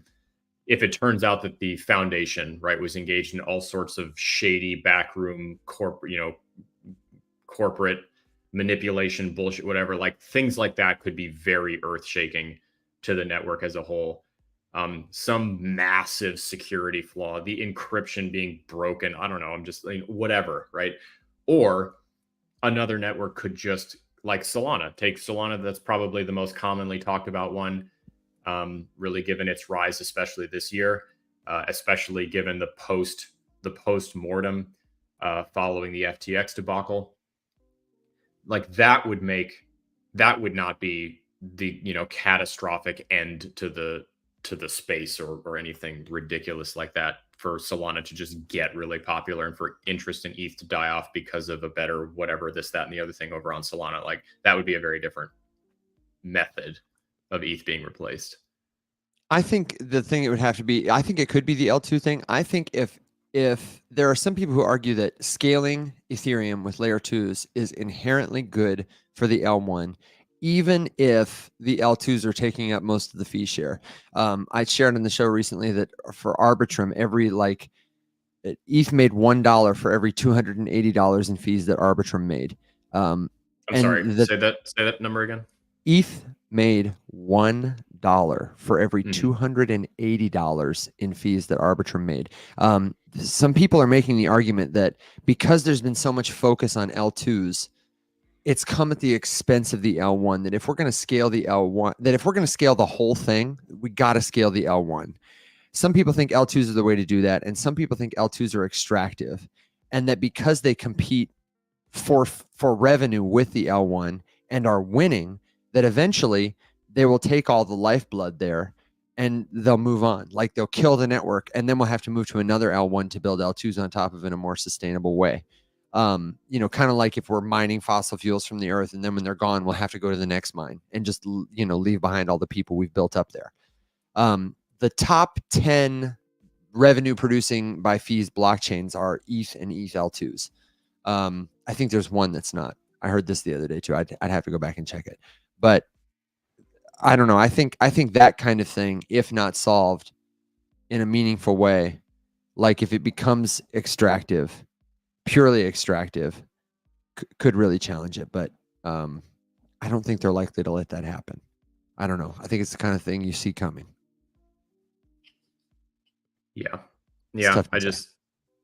It's a very intricate, large scale system that will not be undone by one thing or one other thing. It will take a long time. I think that's a misconception that gets tossed around in crypto a lot, that one thing is going to happen that's going to flip Bitcoin or going to flip Ethereum. And that's just, I cannot fathom how that's possible. I'm not saying it's impossible. I just can't fathom how it would happen. You want to answer, we've been real heady in some of these topics. You want to answer some of these lighter questions before we take our dogs and ponies into the sunset? No, deeper. Deeper. We must go deeper. I've got a few here that I think are really good. And I want to take the first one to Joe, who's been with us all day and has been hanging out on the show, learning about crypto. Thank you for being here and hanging out, which is, can you explain Chronos? And to that, I would say, yes, we can. Let's not go too terribly deep into the architecture of it. But Alex, do you want to go? I'll let you decide how deep we go by just introducing and saying it's a layer 1 network. It is the blockchain that is associated with crypto.com, the centralized exchange where people can go to buy, sell crypto, which I recently learned was bigger than Coinbase in terms of some of the metrics people use to measure centralized exchanges. Though I couldn't tell you which metrics those were. Might have been users. It wasn't users, but it might have been total something locked something. But they're up there. They're big in the conversation, bigger than I thought they were. Chronos is a token. I don't personally hold it. I haven't held it in a long time. It seems to be a place where people are trying to resurrect a meme ecosystem, and that's about where my thoughts on it end. I don't personally see a reason why I would own it. I don't feel like I necessarily need to own it to use the exchange and benefit from it. And I don't see a world where it's going to make me a return on my money the same way a lot of other things I own as an investment would, because of how it's fulfilling its purpose. It's doing great. It's doing fine, but I don't know.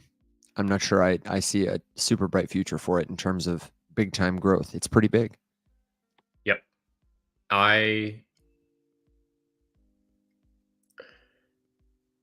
Dare I disagree with you again? Oh, I would love it, honestly, truly.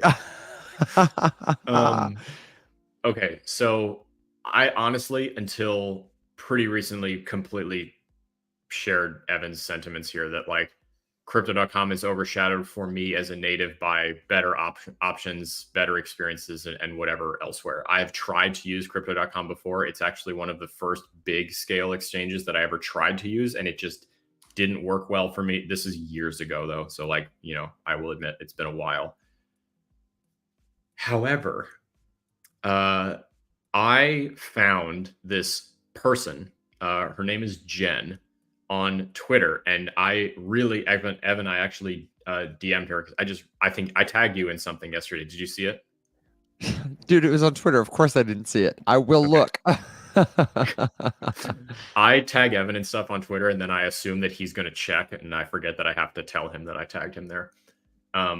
Anyway, she basically just said, she sounded like Evan. She said, why am I going to try to remember this when I could just read it to you? Yeah. So also, as you're pulling silly. it up, the comments say it's still a pain to use. It's still trash. Okay, thank you. Although Nick says, I think you can make a 5x this cycle, which if it turns out to be a cycle, I don't necessarily disagree with. I think it's rich. That is refreshing to hear. Dude, my Twitter notifications just get all jumbled up. Like, why is it so hard for me to find? I don't know, but I missed the chance to play this sound effect. I'm going to play it now in case we do get to have a real disagreement. Let's get ready to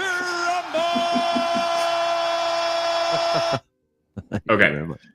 Here's the tweet that I saw from her that I was immediately just like, yes, okay.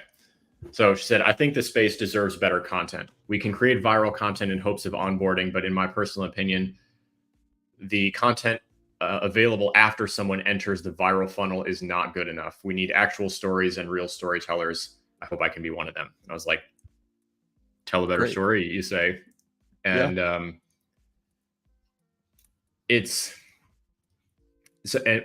anyway, so this prompted me to look at her page a little bit more. And one of the videos that she just posted was her just calling one of her, and I hate this word, normie friends. I hate saying that.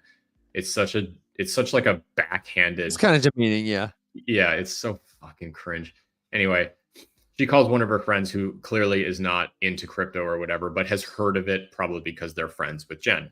And they were just like, if I say crypto, or Jen asked the question, unprompted, no context. If I say crypto, what do you think of? And of course, their first thing was you. And then her friend is like, okay, well, beyond that. And the first thing, and really the only thing that stuck out to this person was the crypto.com arena.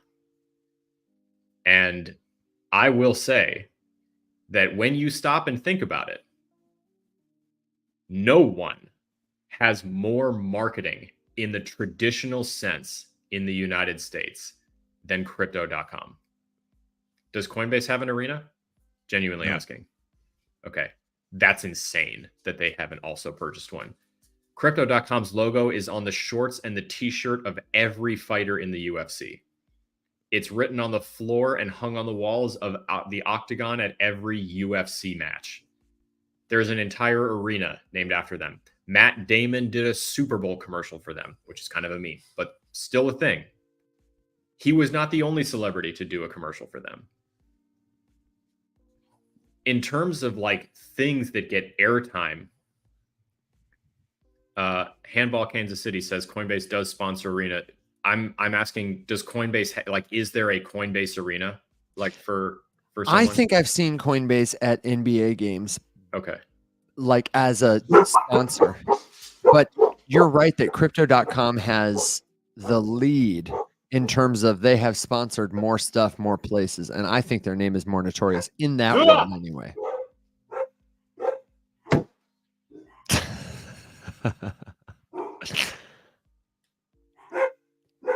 Alex, I think you meant to mute it, but we can just totally hear. So it sounds like you're having a dogfight. Where can you hear it from? I don't know. I don't know where I can hear it from. You're definitely muted on TikTok. I'm sure you're maybe just not muted on StreamYard. Still. After all this time. Even still. Always. I don't know. You must be using a different microphone today. Machinery says Alex barked back.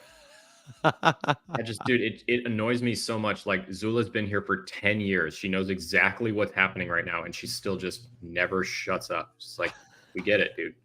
We get it. So okay, but crypto.com, I would rumble with you on that. I think. What about now? Oh yeah, now you sound crispy. But yeah, no, you're muted now. Yeah. Okay, stupid StreamYard did me dirty, rugged me. Well, good thing it wasn't. It is a great mic, and I'm sorry that I wasn't using it this entire stream like an absolute plebe. No, man, but honestly, your other mic sounds good. It's okay. It's deceptively good. Yeah. Anyway, but yes, I would. Your point is well taken, and I would just say that how important is that audience in terms of what they have done? I would concede to you that one day it will be more important. Like when the day comes that those people finally see the price of Bitcoin is high enough or whatever, and they're like, you know what, today's the day. I'm going to buy some cryptocurrency. They're going to crypto.com. And like they nailed it. The first thing they did right was the name. But that's my argument. Than Chronos in my mind. I don't think Chronos as a chain. No. I mean, it's fast, it's cheap, lots of advantages. I don't think it has the same kind of attention that crypto.com as an entity will get. Yeah. And I think that's a really interesting dichotomy personally, because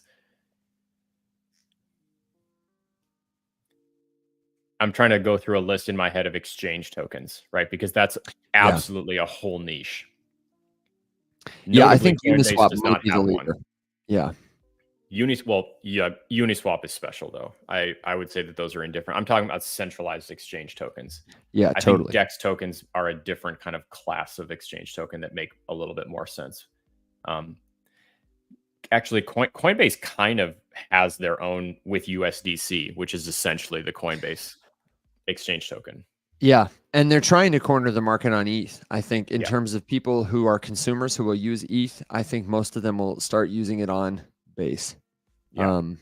And that's interesting too. Like in the short term, I think crypto.com as an entity might be more valuable in like a all things equal scenario than a layer one infrastructure blockchain and a token. But in the long term, like what's more investable, what has the most potential to be bigger is like, you know, the infrastructure does. So I think they could win some battles in the short term, but I feel like long term, it's going to be really hard for them to win in the same way that Ethereum as a network is going to win if everything lives on top of it. Yeah, it's tough. I mean, I think I would agree with you that like, even because if we follow that chain of events, right, the onboarding of a brand new person who's never touched this before, and they're going to go with what's familiar, then crypto.com has the name recognition, they have the placement, they have the year. I mean, think about it too. Like they not only did they buy that arena, and not only did they become the headline sponsor for the UFC, but they've kept it. Mm-hmm.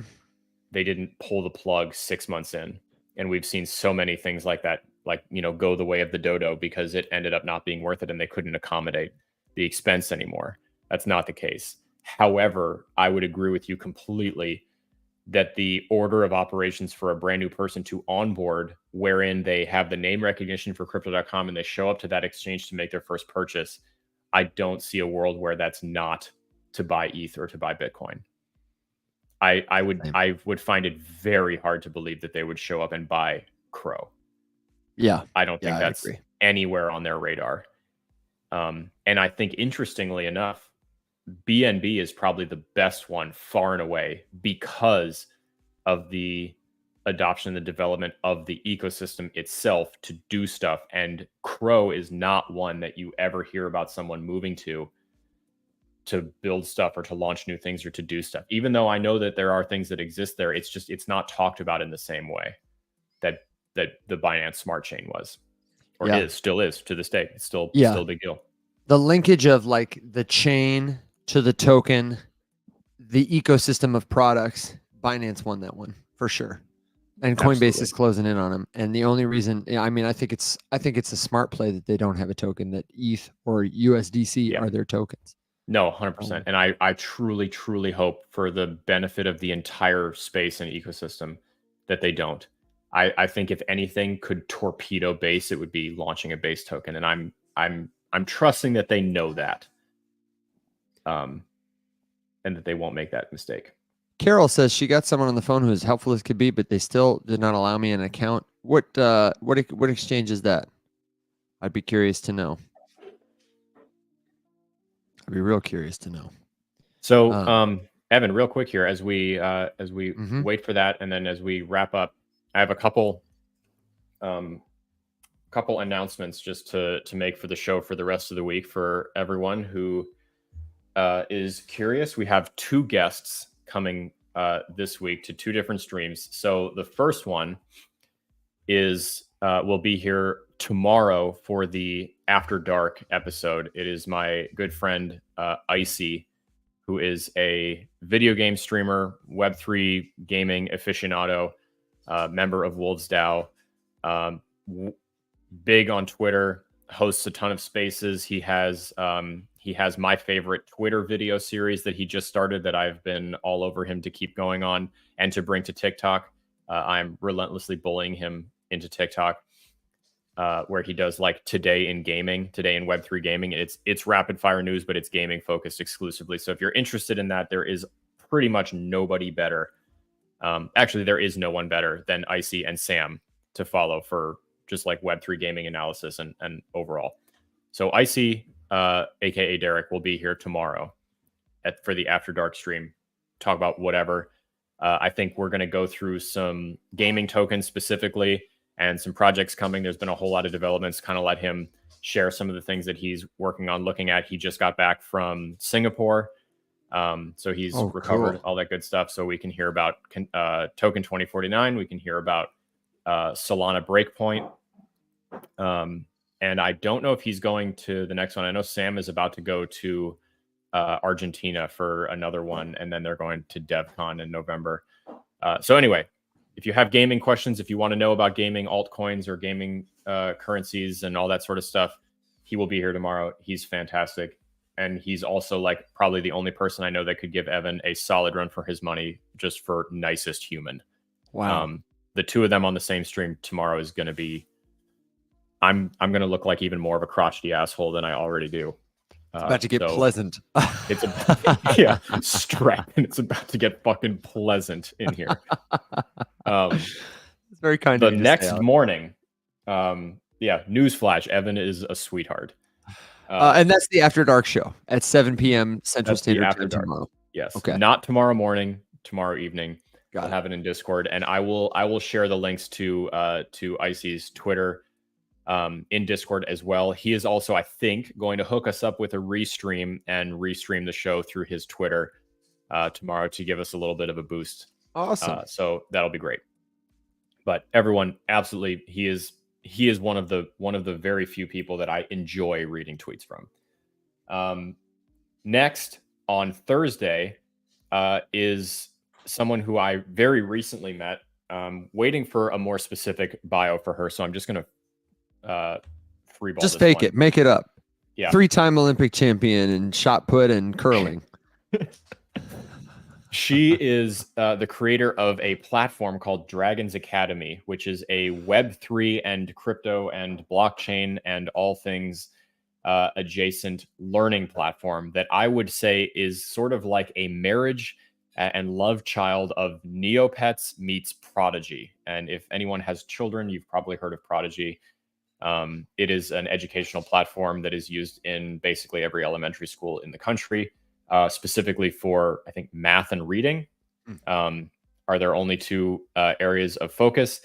And Dragon's Academy kind of combines the structure of that with like different modules and different lessons that you can learn and take with Neopets, wherein you are like growing a dragon and evolving it as you learn more things and it gets bigger and better and cooler. And the NFT that represents it changes to match where you are in all of the courses and things you've learned. And her hope is that this will, and I think genuinely could be, one of those certificates that we were talking about, which is not official, but could become more standard and commonplace, that I think would be really cool. Yeah. So she will be here on Thursday morning to hang out and to give us an overview. She pitched the whole thing to me the other day and then told me that she's never pitched anything to anyone before. It did not show. She killed it. So I'm excited for her to show that to everyone. I'm going to try to get her into the StreamYard so we can do a screen share. So that would be a really good one to watch on YouTube if you're more interested, even just for the first half of the show where we have her with us doing the screen share, but I'll kind of have her walk through whatever she wants to. It's not live yet, but the goal is that it will. I mean, the website is there. You can like go check it out, but it's kind of just a placeholder. And what is the website? Let me pull it up. I forget if it's a .io or a .com. But if we look up Dragon Academy, we'll be able to find it most places, you think? I believe so. Let's find out. I need a faster soundboard because apparently no, you won't. There's a lot of Dragon Academy stuff. Oh. Okay, let me just get her let me just get the old yeah, Telegram link. We can get an official link and we can put it in the Discord server so I'll put people it in you Discord. can look ahead of time. And if you need the Discord link, it lives here if you're watching the TikTok stream, just to the side of my head. And if you're watching the StreamYard stream, it lives right there down below where Alex is pointing, or where he was pointing. If I can get it up, there it is, discord.gg/riseup. I really do appreciate everybody for hanging out with us. Alex, was that your final announcement before we kick it off? Yes, indeed. So 2 guests, Icy tomorrow night, and the most epic screen name that I have ever heard, Queen Wartooth, on Thursday morning. Wow, Queen Wartooth. No kidding. That is incredible. Then, folks, I'll give you the links one last time. They're here on the screen. TikTok, YouTube, Twitter. We would love to see you in the Discord community. We would love to see you check out all the free resources at the riseupmorningshow.com. And don't forget this week to sign up for the live class. Totally free. It is Sunday at 2 p.m. Central. If you cannot join, slots are limited to 15, so we might fill up. We almost filled up the last one. You can definitely get the recording. The recording's just $15. Premium Plus members can get it for $6. And we are going to be doing these classes live going forward. It's part of like a 4-class cycle. We do the Web3 101 class.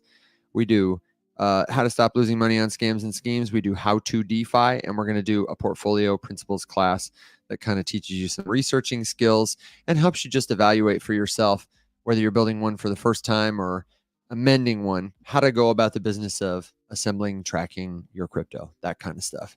It's a great time. All that's missing is you.